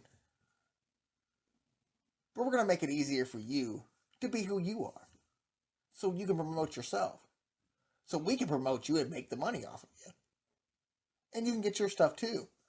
So I don't know if they're going to name these people there, and I think that's the last thing you should do, definitely in college sports, is make a kid feel worse for something like when you tell him he's a kid's going to feel bad when you tell him, like, hey, you messed up, man, you failed the drug test, blah blah. It's not making it feel worse. Let everybody know. Definitely, if you want these kids to stay in the schools as long as possible and stuff like that and make you the most money possible. I think with their ideal deals, that helps because they know that, if I'm projected as a second round pick in college or into the NBA draft out of college and, I might not get drafted, if I can sit down here and still make this little money, maybe, like a lot of the best players on these teams don't go to the NBA. So if, you're thinking maybe, I might get a 10-game contract here or have to play in the G League because, I thought I had a chance. Maybe I'd just rather stay here, make this little bit of money in the NCAA because, they are giving me a little more opportunity to be myself.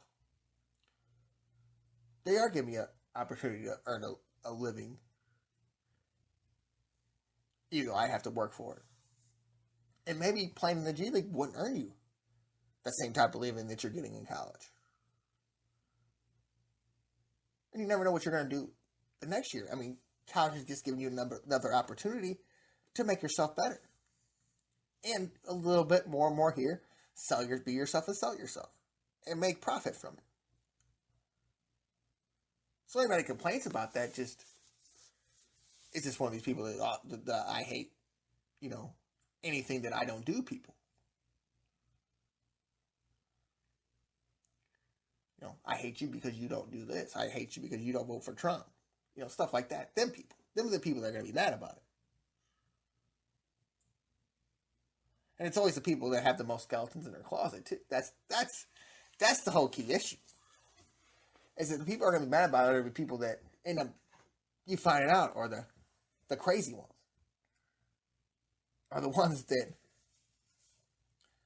are the opposite of what they're portraying. Like, what I portray on the show is how I am. 50-50 on almost essentially every thing in the world. I can always see both sides of a problem unless it's a crazy problem. Now, I'm a little more opinionated on sports, and that's different because I think I see things as a fan that, maybe other people don't see. And that's that's probably a lot of fans. And I've admitted on the show, I'm admittedly wrong.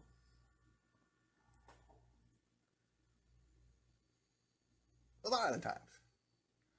CBA is one of them. So opinions can always be wrong. It's just I'm one of these people that can say it, and you're going to have these people that always tend to think they're right. That always, well, let's look at this. Back when, people weren't doing this is how it was.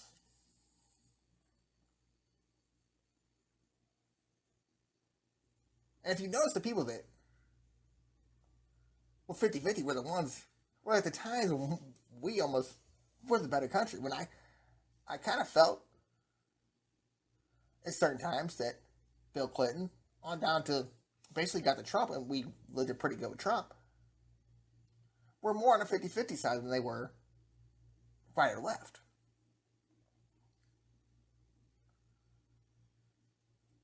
So that's just the problem is with Trump coming in here and making people sound worse than they are. And I'm not gonna say that everything he said was wrong, but he tried to make it off of one party. And I think people took that the wrong way, as in everybody's bad and you have to be this way.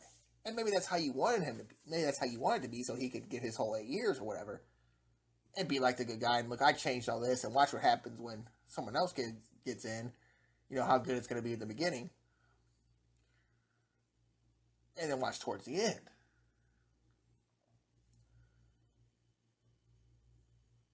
And I'm not going to say it's been the greatest for Biden, but we really live in a whole different... I mean, inflation is going crazy right now. Gas prices are going up. But it was starting to do that, before he was in office. Is it really... The gas thing is probably the only thing that we as a nation have to complain about right now.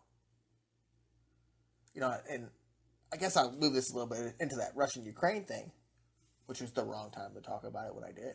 But, with that conflict going on, and all against Russia. See, I'll tell you, I'm not 50-50 on stupid stuff. So when people do stupid stuff, I won't be 50-50 on that. So, I'm all the way against the whole Russian thing, and and I'll say that most of that has been what I've seen on Twitter. Under and understandably, I didn't really get into it. I don't know why they're fighting, but you see like these accounts of people writing like propaganda about Ukraine from Ukraine, and then like they had a computer generated picture of where a girl was wearing two different earrings. Another guy that was computer generated that they couldn't find. I'm saying they were Ukraine. They're actually like Russian people just making up pictures and writing random crazy stories about how bad the president is. Crazy stuff.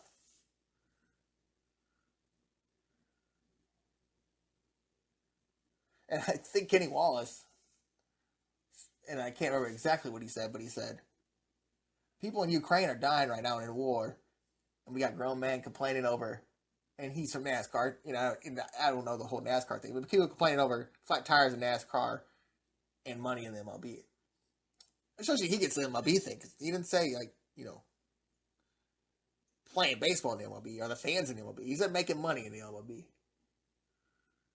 And maybe I'll come on the show next week and, you know, talk about the NASCAR flat tire thing. Be ready for an hour segment of that next week. I'm joking. You know, I was actually, okay, I'll say if I have time, I'll talk about me trying to do NASCAR, and I'll take like 30 seconds to show up. And I was like, okay, well, take it about. I was actually thinking about talking to the Daytona 500 one week, and I was like, you know, I might have watched it. But with everybody leaving that I actually grew up watching, and like I don't know who Austin Cindric is. So I didn't know what to talk about. You know, and I didn't watch the whole race, so I finished. I guess I could have watched highlights and been like, oh, I know NASCAR.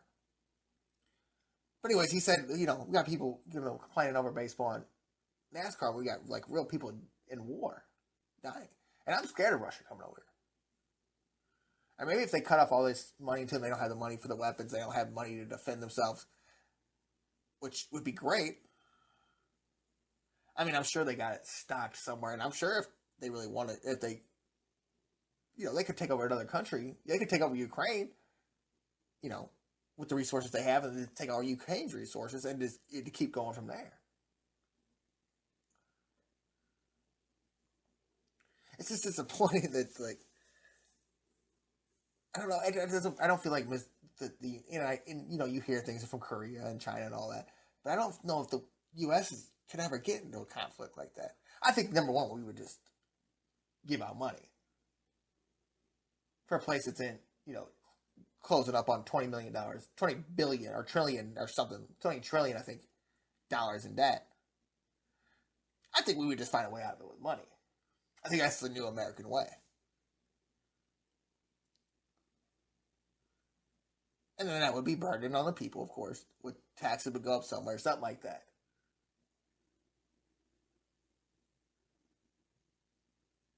You know, so I mean, I'm just glad of where I live. I feel like we got it good, comparably.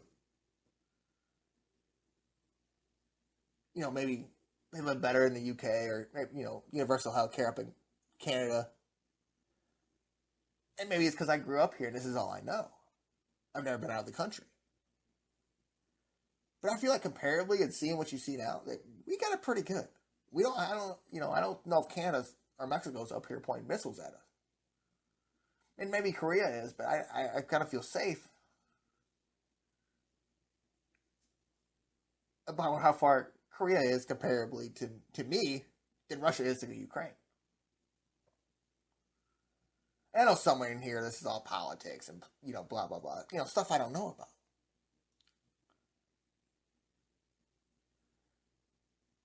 No, it's just sad to see that other people can go through stuff like this. And I, you know, and I'm not, and, you know, and I've been through a lot. I'm not gonna sit here and, you know, explain it on the show. That's gonna sound like I'm just complaining. But I haven't been through war. I lived through a war that never really compromised our nation, except for one time with the World Trade Centers. But after that, we pretty much kept everything away from American soil.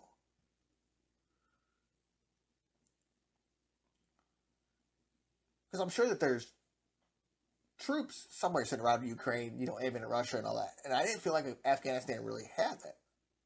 Different situation with the poor nation of Afghanistan versus,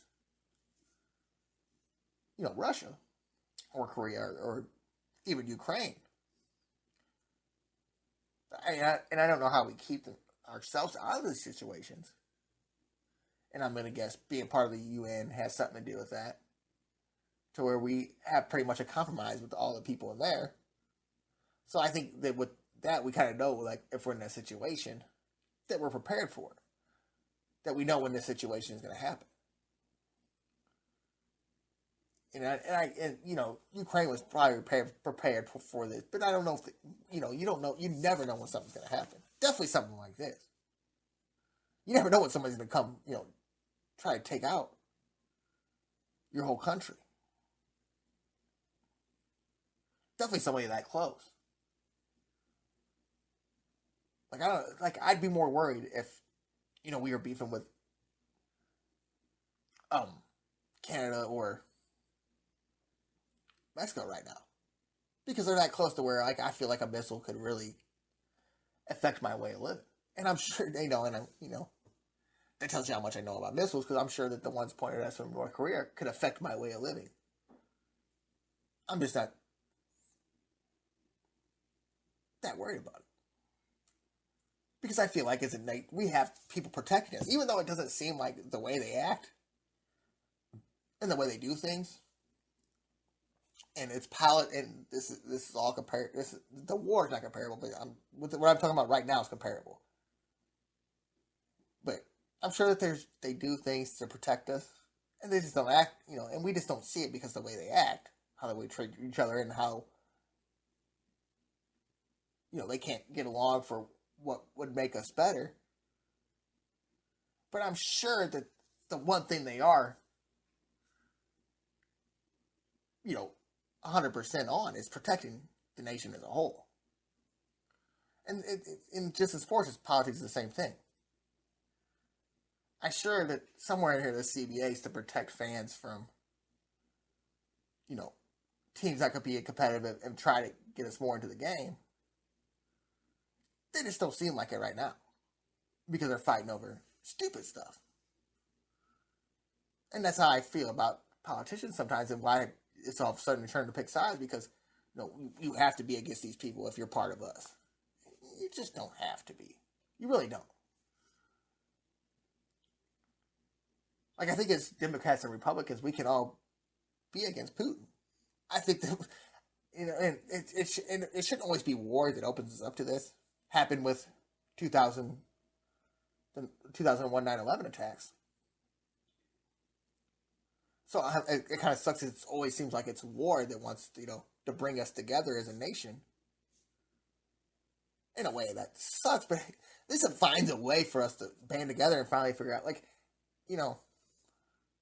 there's compromise everywhere. And I'm sure that there's compromise in this Russia-Ukraine thing somewhere. They just went about, Russia just went about, we're going to bond you to compromise, to make you compromise.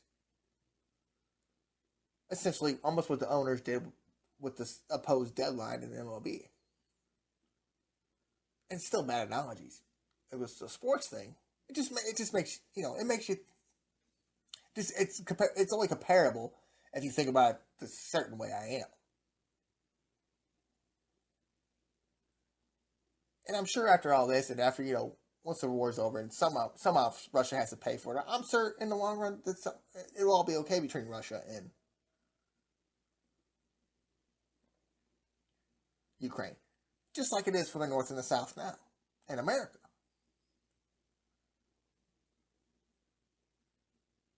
If you think that, how was that really like the Civil War, to really think it out, was that like the last, what it affected everybody's living in the United States?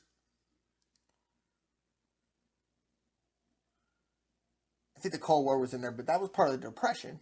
That wasn't really a war on the United States. That was just a dollar becoming nothing.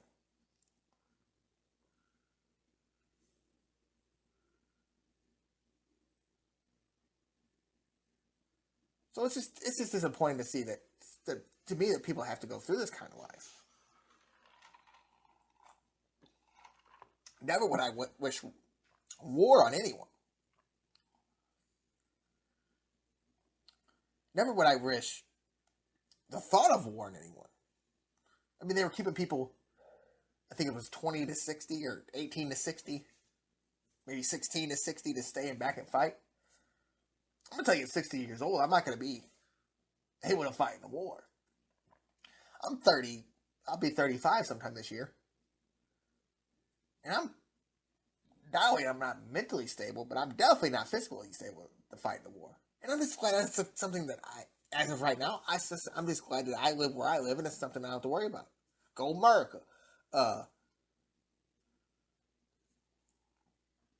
It's I think that, like, everybody has these arguments because we have such a great way of life that we can, instead of having an argument about, who's going to bomb us where, and we got to think about it every day, we can fight over baseball and NASCAR and politics and all that. Because we have a way of life that I hope that, though we've been accustomed to, I hope we haven't, that somewhere in there we do have the heart to fight if we need to.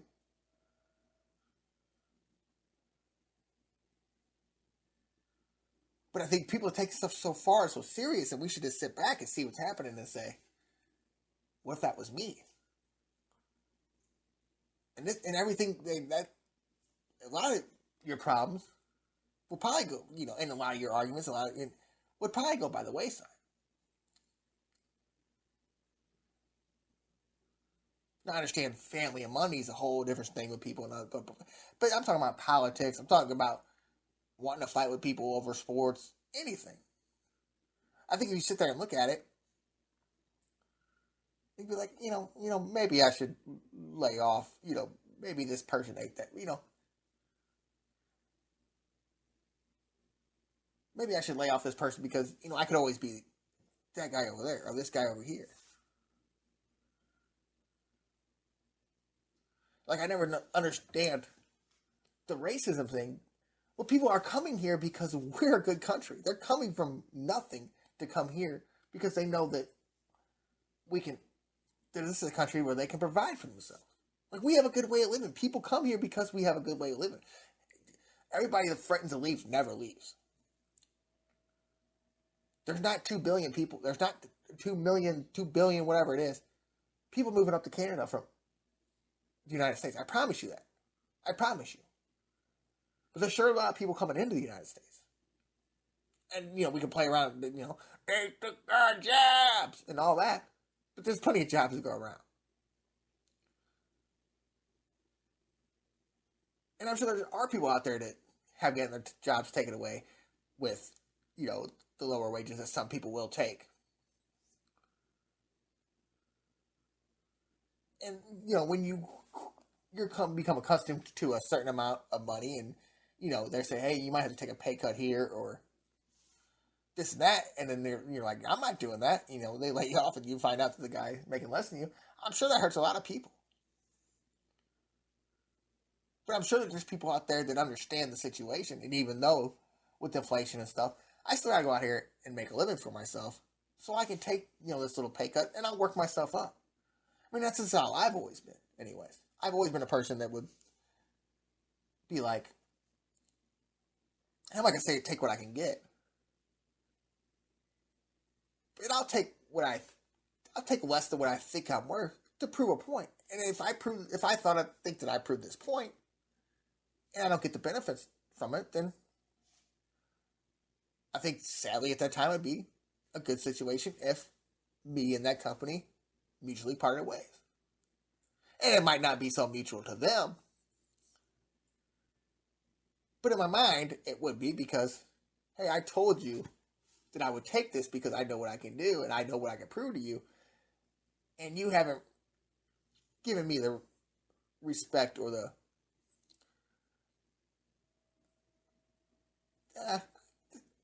let's say respect that I deserve. So I don't want to say recognition. Because recognition would mean that, somebody knows. I don't need I need the respect. I need you recognize what I've done for you and show it to me. And that's not recognizing what I've done to everybody. This is between me and you. I don't need the recognition from everybody else. I need the recognition to show on my paycheck. And I think that's always a good thing to do, because the more you learn, the more you can go and ask somebody else for. Oh, I've done this, this, and this, but I've also done this, this, and that. I've made McDonald's hamburgers, but I've also made gourmet burgers to steaks and pastas. So you need me to do this certain thing fast? Well, I've done that before. And you need me to be perfect on that thing? Well, I've done that before. And then that's the same thing with the college players and stuff. You got the opportunity to sell yourself. And the more you had to sell, the more you're going to make. And I just think that people have to realize that. Because it's not all that bad. That we kind of live, and I tell my kids this all the time when they're complaining, you live in the lack of luxury. And comparably to a lot of other places, the majority of other places, we live in the lap of luxury. And someone might have it better there, or they might have better things here or there. But comparable, it's not all that bad. So I just think people need to look at certain situations and just realize that there's so much going on in the world and other places that just to down and be mean and downgrading and disrespectful, it's like just the wrong way to go at this point. I mean, maybe it's just with the new generation. The older we get, the more we know, the more we'll come down. And hopefully, in 20 years from now, when some of these crazy people start having kids or whatever, 10, 15 years from now, they teach them that. Or hopefully they don't have kids. I mean, hopefully they're on the streak with everybody else and not having kids. All right, we're going to take a break. This is the GreaterStl Sports Podcast and the SG4L Media Network.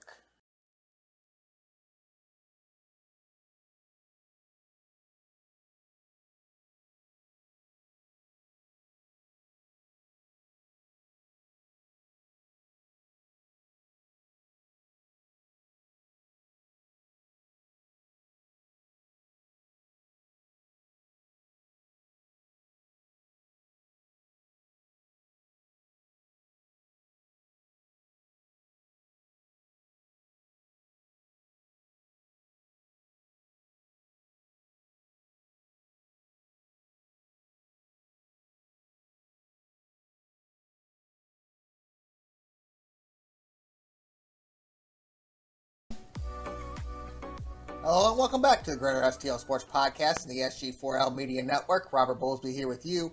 You can tweet the podcast at GSTLSP. You can tweet the network at SG4LMN1. You can find us on Instagram at GreaterSTLSP. And you can find us on Facebook, YouTube, iHeart, Apple, Google, Spotify, anywhere you can get podcasts at GreaterStl Sports Podcast. You can also find the videos now up on Spotify, YouTube, and Facebook as we've started doing the video podcast. Also, now I'm going to start the 30 seconds I have for the last couple of weeks, and that's with some weird news. And I wouldn't call them both weird news stories. And I wanted to listen to the podcast today just to think if I ever put something like this on weird news, and I'm sure I did. But former UFC star, I guess you could call him, star for a little bit, champion for a while, Cain Velasquez was arrested for attempting to shoot a man who, according to the New York Post, which I'm getting some of this article from, was molesting one of the fighter's close relatives. It was revealed on Tuesday. Now, in that situation, And I understand going to prison. Now, if it was your kids, yeah, that's a no-brainer. And I was thinking this, like if a fifth cousin, even if, I think I would probably risk it there. I would at least make something happen. I wouldn't let it go.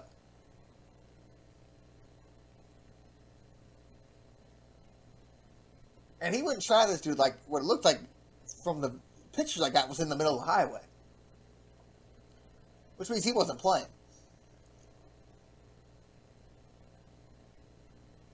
Now, I don't know if I was Cain Velasquez, if I'd go out and be going out and shooting people. But what's your mindset at that point? If you're Cain Velasquez at that point, do you have the reality there to think how big you are, or think what you've done for a living? Like, I could just go mess this dude's whole world up. You know how hard I could hit this dude in the face? But in that situation, if you're him,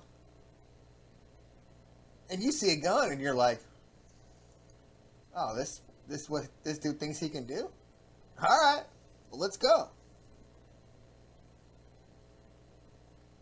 And of course he missed the dude and hit the dude's stepfather, who went to the hospital with nine non-life-threatening injuries. And I'm sure this podcast will be much better when I learn how to speak on the podcast. And I went to speech classes when I was younger and stuff. And it's funny because I can and I'm going to keep messing up words, articulate anything at certain times, and all of a sudden I can't say articulate, which makes zero sense to me.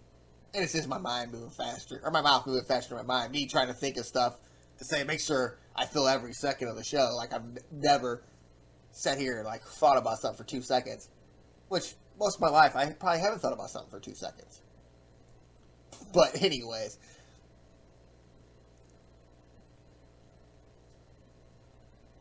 but like in that situation, is Kanan have that right mentality to where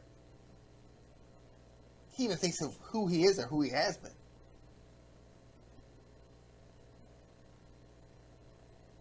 And like, you wouldn't want that to happen to nobody in your family. But how far would you go, and for who? And I don't think I would go that far for just about anybody in my family. Even if I don't know them, they're still family. And there's people that are family. Just not blood relatives that I would do it for. Kind of a protect at all costs mode. And not because they need the protection, but nobody deserves that. Anybody needs protection when something like that happens.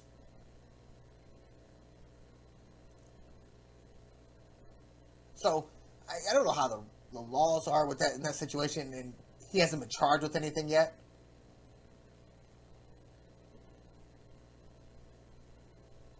So I just think in that situation, like, well, you know, you could say he shouldn't go out and shoot.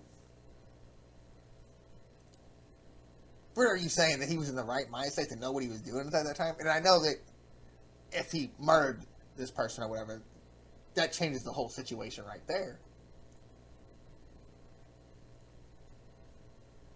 But people have gotten away with less. So I just think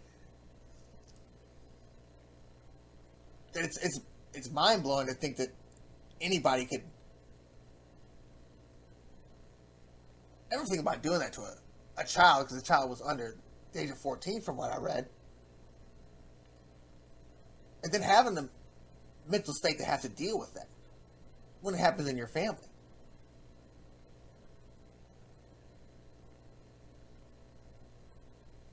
So in this situation, I feel bad for the guy's stepfather that got shot. Like, sometimes, you know, you hang around the wrong people and bad things happen. And this guy got released after the state of California recommended he didn't. And maybe because they knew who they were messing with. You know what I'm saying? This probably isn't the guy you want to mess with in Cain Velasquez. They might have been scared for his safety. He also reasonably, probably scared for the safety of any other child out there. I just don't know how some of these people get out of jail. And not get out of jail after they serve their sentence. Anybody can rehabilitate and all that. I mean, I don't want to be around that type of person. But whatever, they did what they served their sentence. They did their time. Cool. But before they do their time, or, give them a bond or anything, just let them out. So they can do it again. We're to say, oh, but if they do it again, we'll put them in jail this time, and now I'll have 2 trials. That's absolutely backwards to me. So I kind of feel for Cain Velasquez there. In that situation, I have to be on his side. Because I don't know what I would do. I know what I would... I mean, how far I would take it. I know as a parent, if it happened to my kids, how far I would take it. But as a true family member or a person that I care about, yeah, it might be taken pretty far. I think anybody would go farther for their kids than anybody else. But any kind of family, I think that nobody deserves that. So I think that you would go pretty far for anybody, your family, definitely to protect just your family name. I think in that situation. Now, our second weird news story comes from Missouri, and this is usually, I like to try to keep the weird news in Missouri a little bit. But the owner of Warrington Oil, who owns the Fast Lane gas stations, I don't know if he owns them all, but he owns at least the ones in Lincoln County, was charged with a misdemeanor possession of gambling devices. Because someone reported the gambling devices in the store to, I guess, the Missouri State Troopers. And he was investigated, and they charged him with having the machines in that store in Troy, and then also found machines in a store in Moscow Mills and Winfield.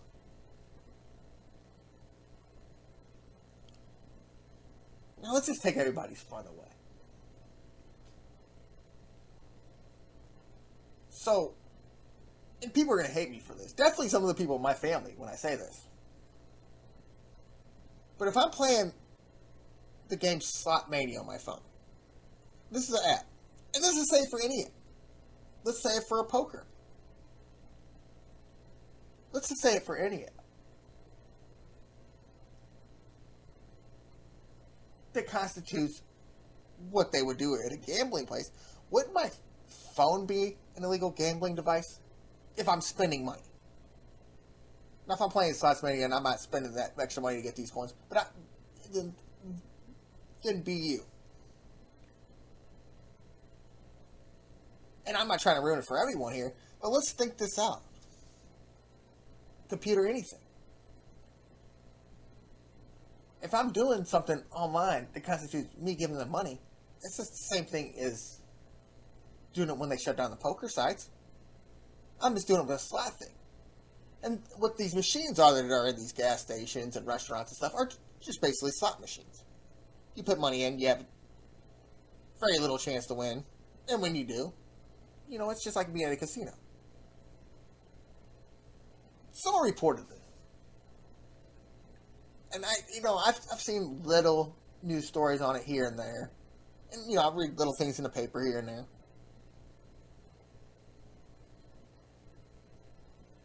And I could see it some of the places I've been, and I'm not going to say it, at Fastlane.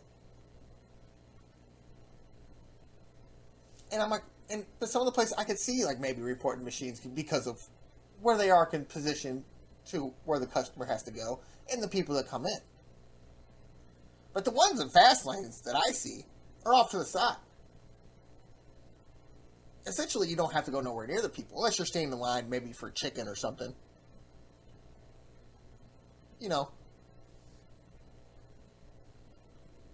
Maybe, that's where the soda or the quarter oil is. Maybe, you have to go near them. But why are you messing with someone's entertainment? Are you that not entertained in your life? That you literally have to take someone else's fun away? And of course, here's the state of Missouri again. Just not caring.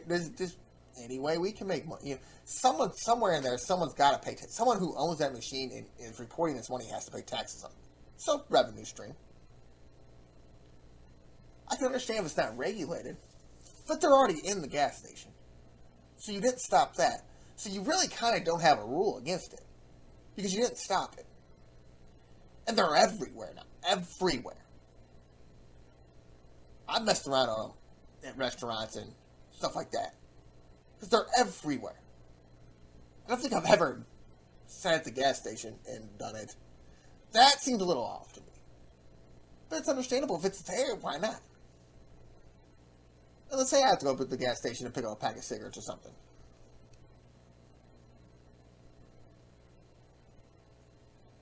So I'm there anyways. So hey, maybe I want to throw $5 or something and see what my chance of winning. Maybe I win, 10, 15 bucks. Maybe I win 100. You never know. I never have.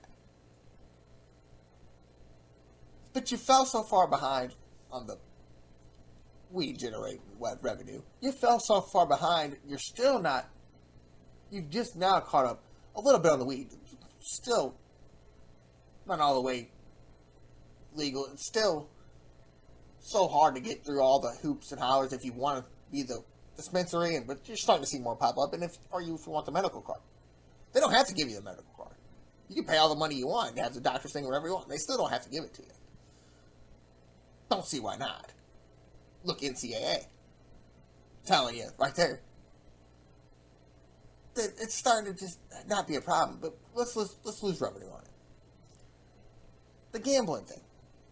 Everywhere around you has it, and you can't figure it out. And you want it this way and that way and this way. Okay, let's not have that revenue stream. Still not voted on. In a bill, got argued about. Heard nothing about it since. Of course you didn't. Because somebody didn't make as much money as they wanted. Alright, so now, another form of entertainment to keep people doing from messed up stuff. And I'm sure there's something out there where they say that, certain kind of people play and blah, blah, when they do play, they're going to buy alcohol or whatever with it, blah, blah. Whatever. Generates money to the gas station, which has to pay taxes on that. You get taxes from the person that's using the money. You're probably going to get taxes for the machine, from the people that get the money from the machine, that I'm sure is taxed somewhere. And without really good rule on it, because they didn't take the machines. They're basically just telling you, well, get the machines out of here, we're going to charge you with a misdemeanor. And I don't know how many times until it turns into how many misdemeanors you're going to get. And maybe it's just a misdemeanor the whole time. But why not try to work with, maybe the company that's putting them out there? Which, of course, this company was a company that was on Trump's side and, and gave him money, and so did also the Warrington Oil guy. So you kind of figured it's some of this has to do with politics, of course, where the Republicans and the Democrats can't get along on something else that's going to generate revenue. So just F everybody. F everybody but us. Because now we're going to make you pay for these court fees and all that. We'll get the money out of that. Which only hurts you. Doesn't hurt me. Doesn't hurt us as politicians. Hurts you. And, as in baseball, who cares about you?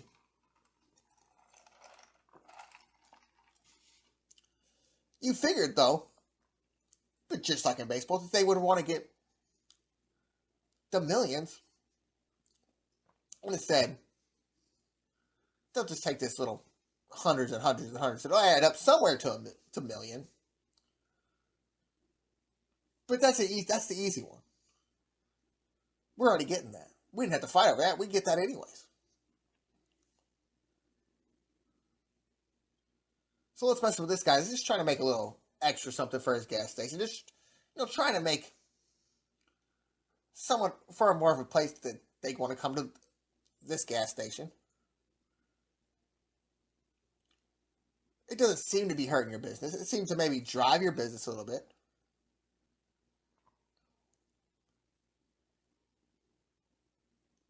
not only is the state complaining about that, but some ratchety old, and I can never remember the guy's thing for Karen, so we'll just call them Karens. Guy and girl Karens, this is something to complain about. This is something to snitch on somebody about. This is something that you feel superior in your life about. Oh yeah, I'm the one that got him. Yeah, if they want to gamble, they can go to the casino. And nowadays, let's not be like the biggest womanizer here, but you would say that was an older woman. They would have something to complain. But nowadays, you can't tell. Will not surprise me if a guy that came out and was like, "Oh yeah, I'm all about the law," blah blah blah. Just one of them people. You never sped. You wear your seatbelt every day. Do you make sure your car insurance is always paid on time? Do you know what, have you never let that lapse? You never let your kid ride in the front seat? And with the car seat laws, you've never broke that law? And I'm not saying with younger, I'm talking about like 7, it's up to where older kids are sitting in the car seats now. Not older.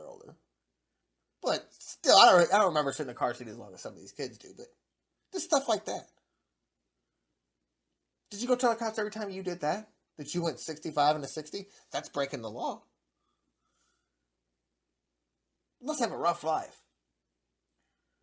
Really, I mean, it must be crazy for people that think like that. Never once have I walked into the Warrington oil gas stations around the area, or any gas station, or any restaurant said, definitely when you have the lottos in the restaurants already, you have the lottos at the gas station, that's a form of gambling. And people do that in the gas station. Scratch-offs are all the time are done in the gas station. People stand right up to the side, do them right next to you, and just cut in front of somebody. Like, oh, I'm just getting another ticket, No problem with me on that. Some people don't like it. I got the time. If I'm at the gas station, usually I got the time.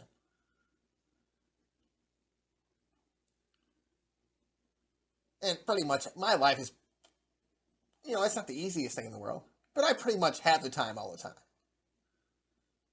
So, I mean, it almost sounds like a brag. But, a lot of that's, giving myself the time. And some of that's just the luxury of living in the United States of America. Luxury of America. And that's just the luxury of getting to be you sometimes. I have a lot of problems, and in everything I do, it's not the smartest thing in the world, and everything that I'm dealing with, stuff that will never ever be talked about on this show. I mean, sometimes you have to deal with real life, and maybe not all the decisions that I'm doing that gives me this free time aren't the brightest decisions. But hey, you live how you live. So I just don't understand, and what that all comes down to is,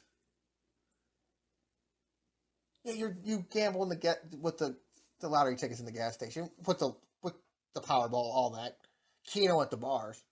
What's the big difference in this? Because it's a state lottery. That's why.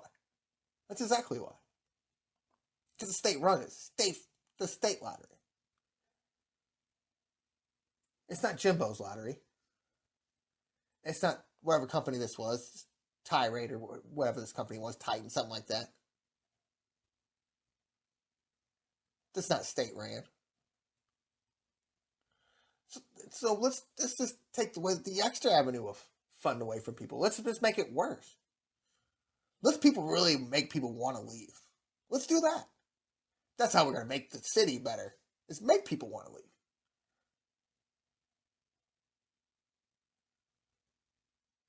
And with the people that even would want to stop this, what's wrong? What's exactly wrong with it? I want to hear what is so bad about it. I can't think of anything myself that I think bad about it. You feel bad for the people that actually spend big money on it and maybe never win a thing, and then you see somebody, but it's just like the casino. You see somebody else go throw some money in there and win big after you see somebody spend $1,000, and they throw 100 in there and win 1,000. Just win their money right back.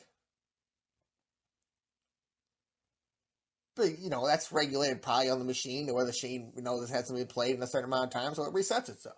And I'm sure these same machines do that too. But it's not regulated by the state. And look, we got proof now because somebody called on them. So the people don't like it either. Because it didn't say like a bunch of people. It basically said essentially one person called the state about it. And they said, we got multiple calls from multiple places around the state.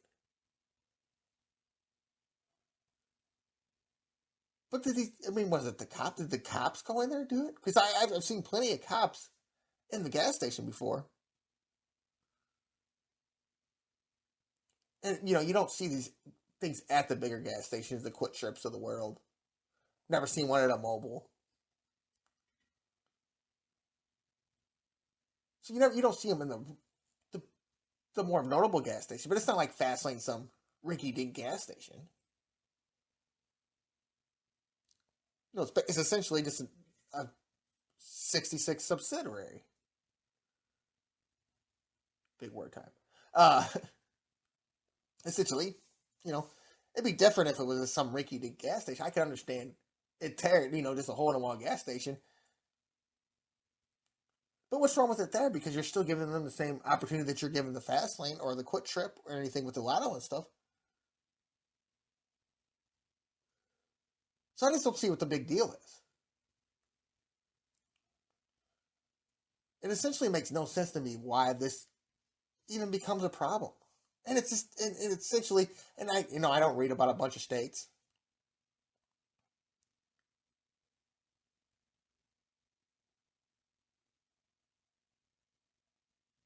But the only problem is it's in a state that never can figure it out.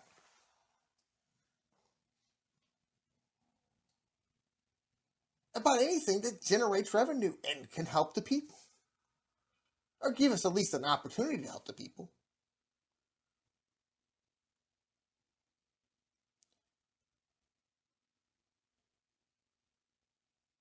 And you don't want, people can say it don't help the people because it's gambling and all that. But how does it affect you if you're not the one doing it? And that's essentially what they're saying is, well, it's bad for you because it's not regulated. Regulated by who?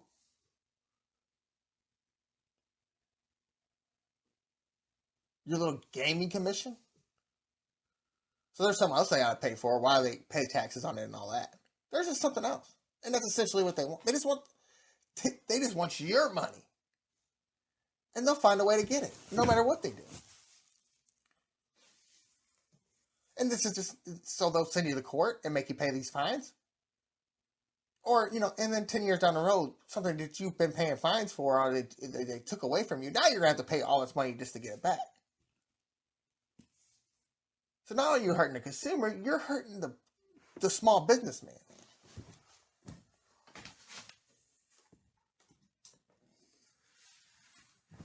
So now you're basically discrediting businesses from coming to your state.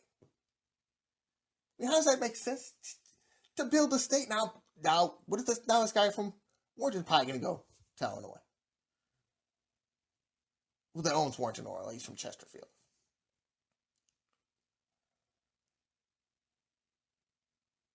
But now they're not only are they trying to take your money, but now they're just trying to discredit your business by putting this in the newspaper and saying, "Oh, you're this bad guy because you have these gambling machines."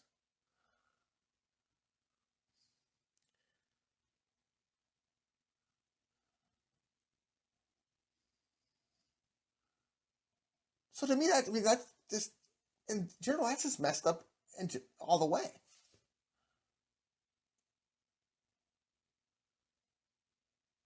as the state itself. Because not only is that business going to see this and feel like they've been discredited or whatever, and feel like that maybe, hey, if I went somewhere else, I'd have a better opportunity. But now you're going to see that these other small businesses, like, well, they did that to this guy. Maybe I should be right there with them. Take my bar somewhere else.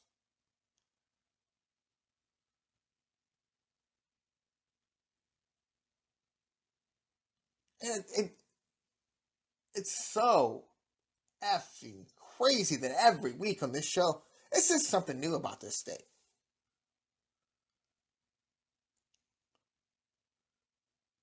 Every week, I feel like I have to downgrade the place that I love to live at, that I have the utmost love for, is the city of St. Louis.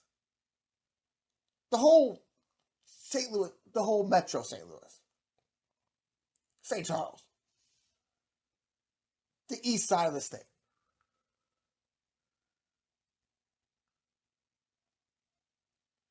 I love living here. I love promoting the state. And I feel like I can't ever, because of politicians. I can only say, I guess it's like I promote the small businesses that do stay here.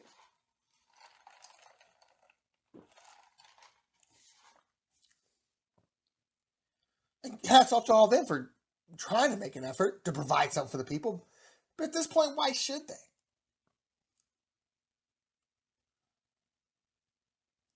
There's not one reason for them to. There's no incentive. Essentially, you're forced at any revenue-generating thing to lose money. In a restaurant, it's like if the restaurants are here, that's a money lost in the beginning already. So let's just try to make it worse. I don't know how much these gas stations are, but I'm sure they're pretty profitable, about the same amount of profit anywhere you go.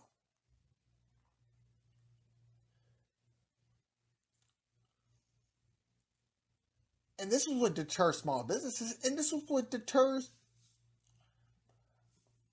things coming here to make this city a better place, to promote the city.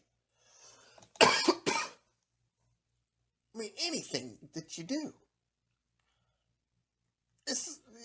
When you look at things like this, people are like this. I mean, don't you feel like that you're taking money from small? And big businesses can see that. Well, if they're going to mess with us, they're really going to be hard. If they're going to mess with that, the guy at the gas station, they're really going to be hard on, our big business. Why would we go there?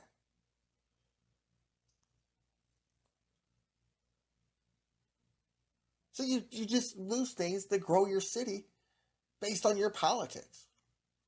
And I was reading a story by Bill Simmons the other day. Or I'm listening to a podcast or reading a story about a podcast.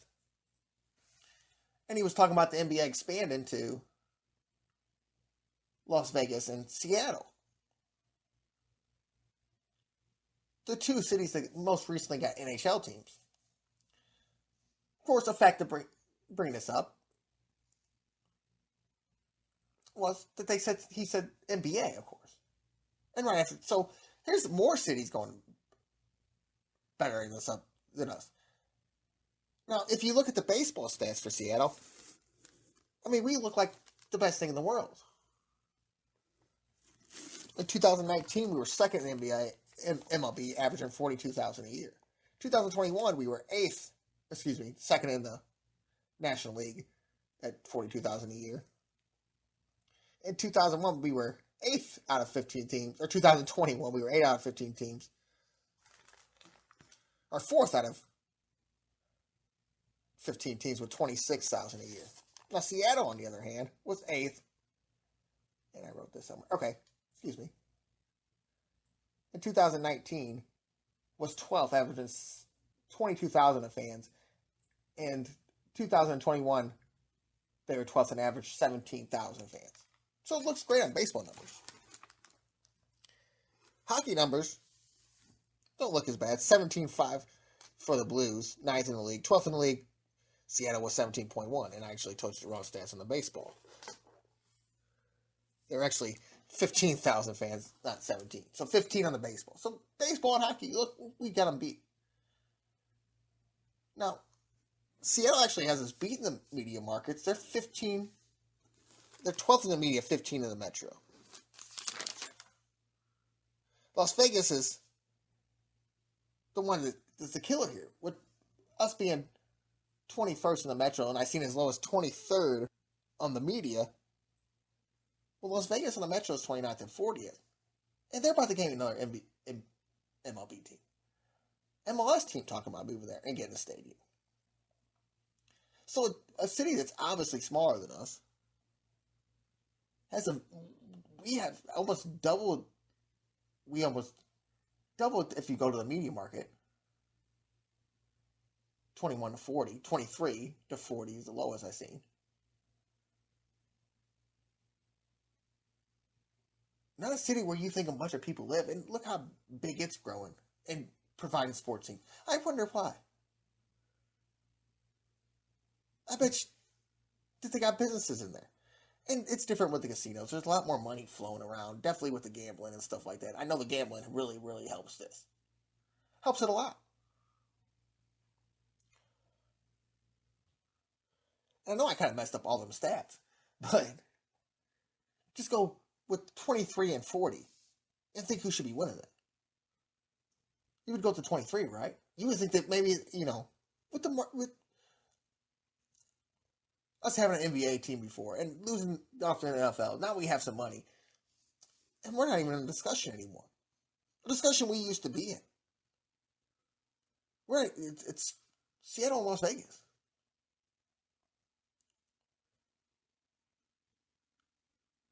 And though Seattle doesn't support their baseball team all that well, they support that football team. And then even in the XFL, they were one of the top attendance in the league. And I'm sure that everybody can go find the stats and all that, and they probably weren't, they're probably third or fourth in an 18 league, but they were, it's one of the teams that I heard about. You heard about St. Louis and you heard about the Seattle Dragons. And a little about Washington. I don't remember who their team was, but I remember Seattle for sure. So I don't go up there and I didn't see what was the who all be all and why they weren't, why it was they're more in consideration. But I'm sure it has something to do with corporate dollars. I'm sure it has something to do with laws. I'm sure it has something to do with the promotion of business. Something with all seems to be a problem when you're in the state of Missouri. There's people that make fun of our politicians. That's how bad it is.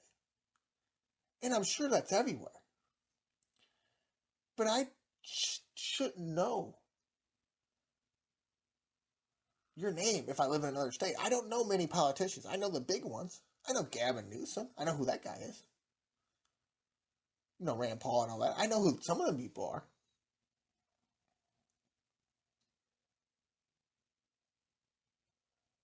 But I shouldn't know who Eric Schmidt is. I shouldn't know who Josh Hawley is. I shouldn't know that if I live in another state. And people do. People know who these fools are. That are about themselves. And they always say, the first thing that these people always say, and we fall for it every time, I'm not a lifelong politician. And look what they all turn into. And I'm sure it's a great job. I'm sure if I ever got into politics, I would want to be a lifelong politician. I'm sure it's a great job with decent pay. Not a lot of headaches unless something really, really terrible happens. I'm sure it's great.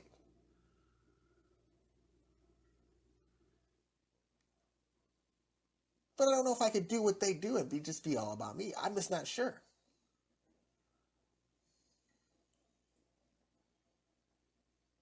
And it's just disappointing that all this stuff just comes and goes in Missouri. We can't keep a thing with the Cardinals. And that's because they pay for everything.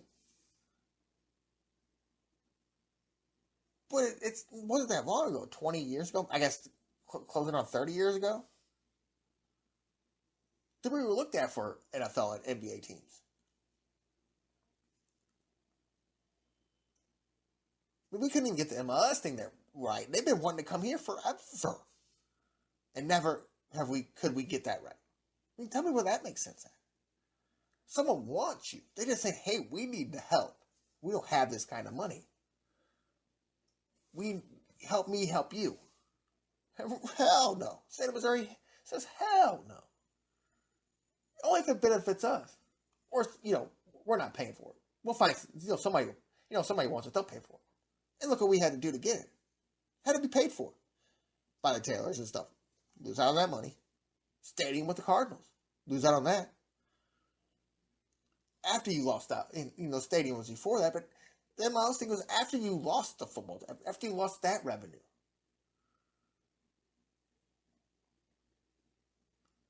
It's like these you just get cocky if you're a politician in Missouri and just say we have enough because you have enough. And we're going to take everything from you. We've taken so much and you've let us. We're going to take more. And we're going to watch everything burn down like the city of Rome. We're going to burn you to the ground. And then it's going to be like Illinois. We're going to burn you to the ground. It's going to be like the East Side. We're going to burn you to the ground and then tell you we're going to build you back up, but never will. We're going to offer you this and that for this little bit of time. But after that, you're not going to get nothing out of me. But still vote for me. But you only worry about the time you got something. And you're going to get that every 2 to 4 years. Just a little reminder. Look at this reminder that I gave you. But here, if you don't remember, here's this little bit extra. And that extra is going to get smaller and smaller every year. Until we're just a do-nothing city. So everything moves away. So essentially, we're just known for crime. We're not going to be... You're going to hear about the St. Charles or Belleville, Illinois. And it'll be called the St. Louis Cardinals, but when they say, this stadium, DeWitt Stadium, it's not going to be here. When they see Scott Trade move to Illinois, to Maryland Heights. And not the team, not the stadium itself. Which I think I was reading sometime that they have moved stadiums before, which is crazy. I know they moved houses, but I think I was reading something about them moving a stadium one time. I have to look that up. But, not the stadium, but the Blues moved to Maryland Heights and get out of that city. And then once you lose everything, the crime migrates. So once they took everything out of the city and there's nothing else to rob, they're going to find something else to rob. And you've already seen it with the car break-ins and stuff going up in Maryland Heights and St. Charles. The crime's moving. And I'm not saying, not even to say them people came from the city or whatever. Because anybody can break into a car. From anywhere. Happens everywhere. But what I'm saying is, what are you going to build off of when you have nothing? You can't just say, hey, we're the city, we have the St. Louis Blues and the St. Louis Cardinals, and they're not in your city anymore.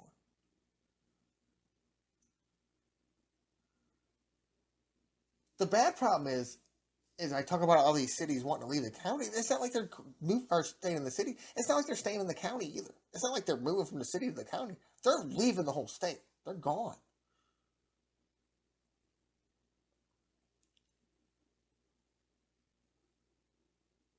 And I don't know if it's that big across the state, but I know in a city and the surrounding areas I live in, it's a big deal.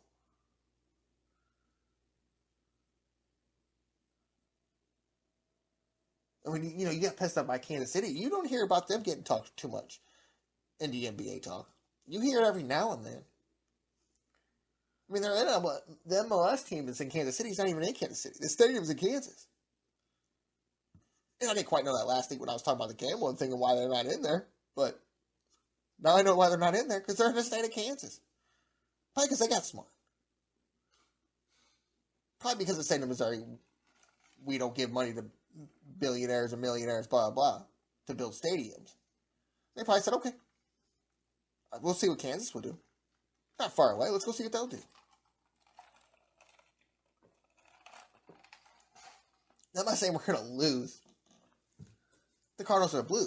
You're not going to hear, you're not going to change the whole culture of a franchise over a move,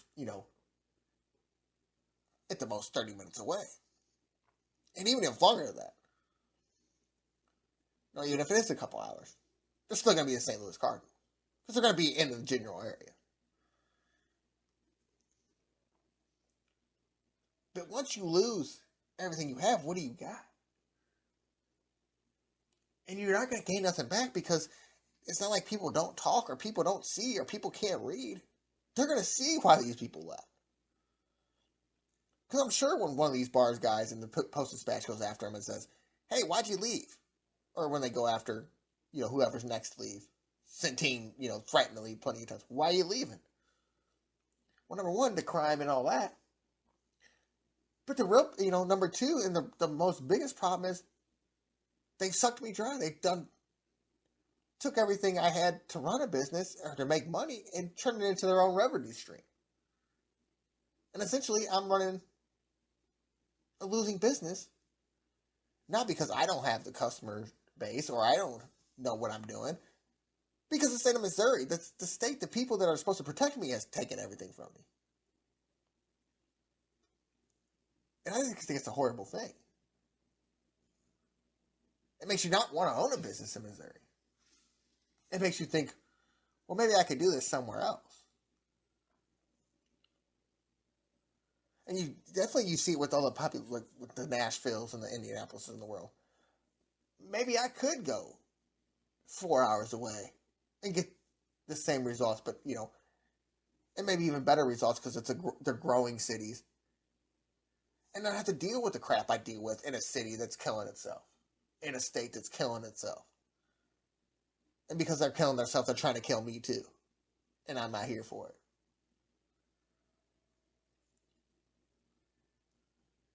I mean, tell me how you can stop that. With what goes on. Tell me how you're going to stop people from leaving. And I'm not talking about the business owners or nothing. I'm talking about the people that make up your city, pay all the taxes, and pay all your revenue. How are you going to stop them from leaving if you try to take everything from them? And they found something that wasn't going to be taken from them. And they found a place that they weren't going to take everything that they possibly could from them just to gain the little bit of political prestige and a little bit of money they gained from it. Because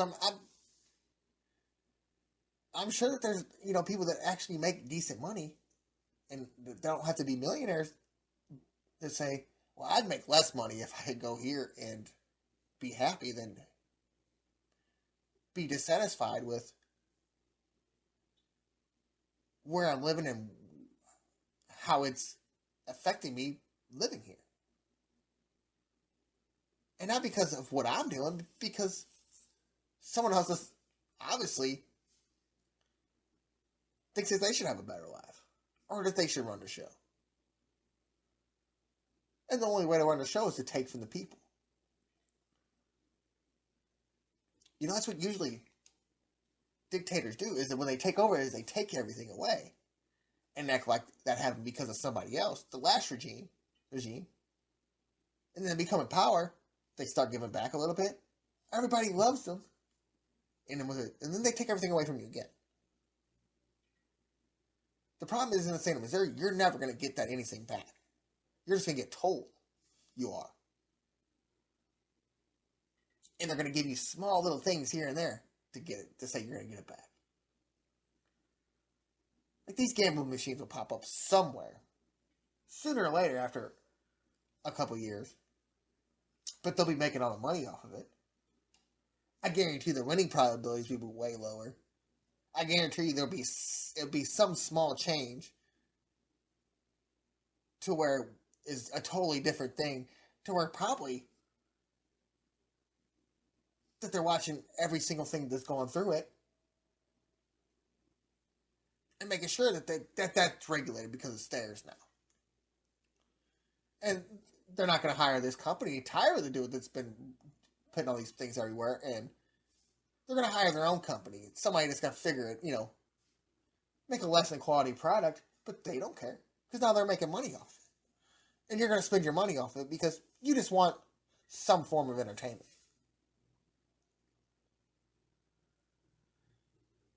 And it's just a lose-lose situation in for any person, business owner, down to the poorest person in St. Louis, in Missouri. You're never going to win unless you're on their side. And how can you ever be on their side right now with what they've done to you? You hardly ever see a business as, they'll say, I love where I'm at, I love my people, blah, blah. You hardly ever see them say, I love how many politicians everybody helped me out in the state of Missouri, or even in the city, or in the county. It's always like, hey, can we stop the crime? I love my business. I love the people that come in. I love catering to the people. I love all that, but, it hurts my business if we have crime.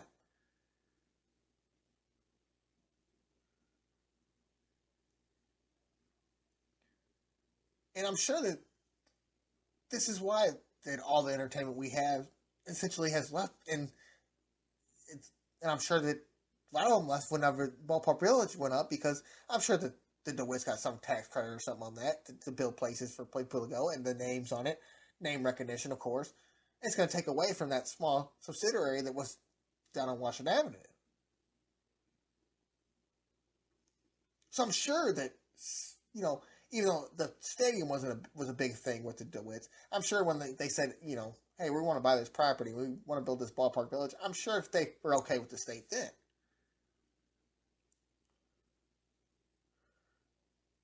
Because they had the money. Now, the people that don't, you're just never going to win. And even when you do have the money, you don't always win. Look at what happened with the soccer team. Now, I'm sure in a few years, the city of St. Louis will try to finagle their way, and we'll bid, if it becomes a big thing, I'm sure somewhere in there they'll be like, oh, we'll build you a stadium, and we get this cut of it. Kind of like, we get the same, whatever with the dome. And I hope the Taylors at that point to say, hell no. We've tried this. We tried the soccer team. And the worldwide technology is part of that. And Jim Kavanaugh and Dave Peacock also, like Dave Peacock very easy. They were all part of it. We know what you did with the Rams, and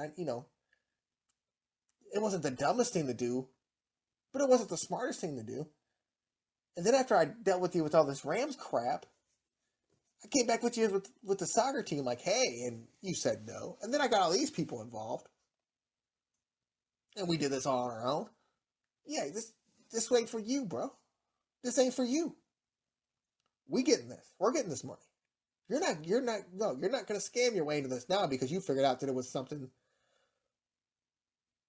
that, oh, look, we could have profited on this. And they'll probably, take away some whatever tax breaks or whatever, or something like that, or not want to sell them the land at the rates they want to if they don't do that. And we can be called St. Louis City SC all you want, but I'm sure pretty quickly that name can go to St. Louis SC, and we get us a nice little soccer place in Chesterfield or anywhere like that. Even rebuild World Technology Park into a place that everybody knows for soccer.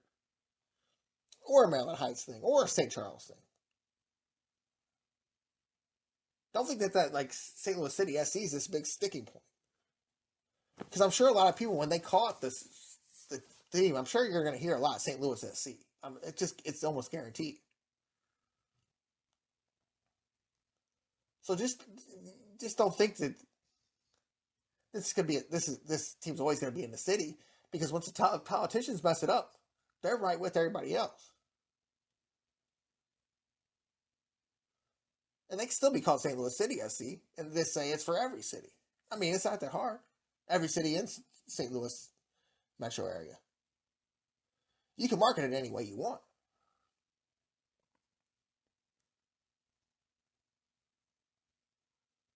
I just think as a city as a whole, we got to grow up. We fell into the trap that we were King Kong, that we were we were this older brother type, that we were just going to, because of this is what the city was before, and we're going to keep it this way and we're just going to do whatever we want. And I'm not saying Big Brother to even just Kansas City. I'm saying to everybody. Look at us. Look at the recognition we're getting for our baseball. Look at the recognition we're getting for, certain things. Let's just say at the time, Six Flags or anything. Marina, charter, whatever. Now, people should look at that and just be like, well, where'd they all go? And not Six Flags, but the rest of it. And great that you're the best fans of baseball and all that. And what happens when you're just that baseball city? It's been pretty close to that before. And what happens when the Cardinals take that away from you? Because that's the first thing that I would invest in if I was a city, was the thing that brings you the most money. That's always brought you the most money. I mean, that would have been a no-brainer for me. I mean, we would have had to talk about the money in certain ways, and I'm not sure what at the time what the ways were offering and what the city was offering. But it's not like your taxpayer dollars are going to anything better. And I wouldn't mind that mine go to make this city better. And hey, if we got, you got to use my money to help the Cardinals, then I'm all for it. Because I would have liked you at the time to help to keep my football team. And that's a whole situation that you would have to go deep on, to where, there's no guarantee that the Rams would still be here to this day, whether we built the stadium or not. So I just think we just have to grow up. We just can't. We're not the big. Once Big Brother gets older, you just become another adult. And now we're kind of look like Tyronn Lue and Allen Iverson in the finals that year. We're just getting stepped over now. And we're lucky we're not getting stepped on. And we've actually got kicked a couple times. So let's grow up. Let's get off the ground. Let's stop being the baby rolling around the ground crying about everything. And let's grow up and be better. Because it's very possible.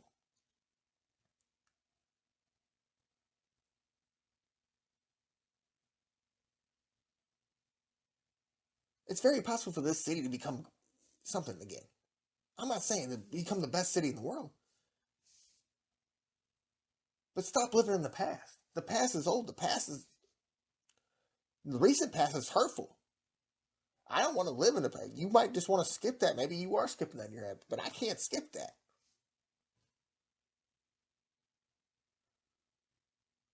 So I kind of think that it's time to look to make your city better than it has been, at least in the last 20 years. I'm not saying become Indianapolis or become Nashville or become Las Vegas or anything like that. But let's just make it look like we're making an effort. Because I can't remember when that's the last time that's been done in St. Louis. Or the state of Missouri, for that matter. Alright, that's going to do it. For my Grandma Hicks, love you, Grandma. For Grandma Bowlesby, Lori, and Paul, RIP, love you guys. For Maddie, Jake, Zach, Joe, and Little Rhiannon, I'm Robert Bowlesby, and this has been the GreaterStl Sports Podcast on the SG4L Media Network.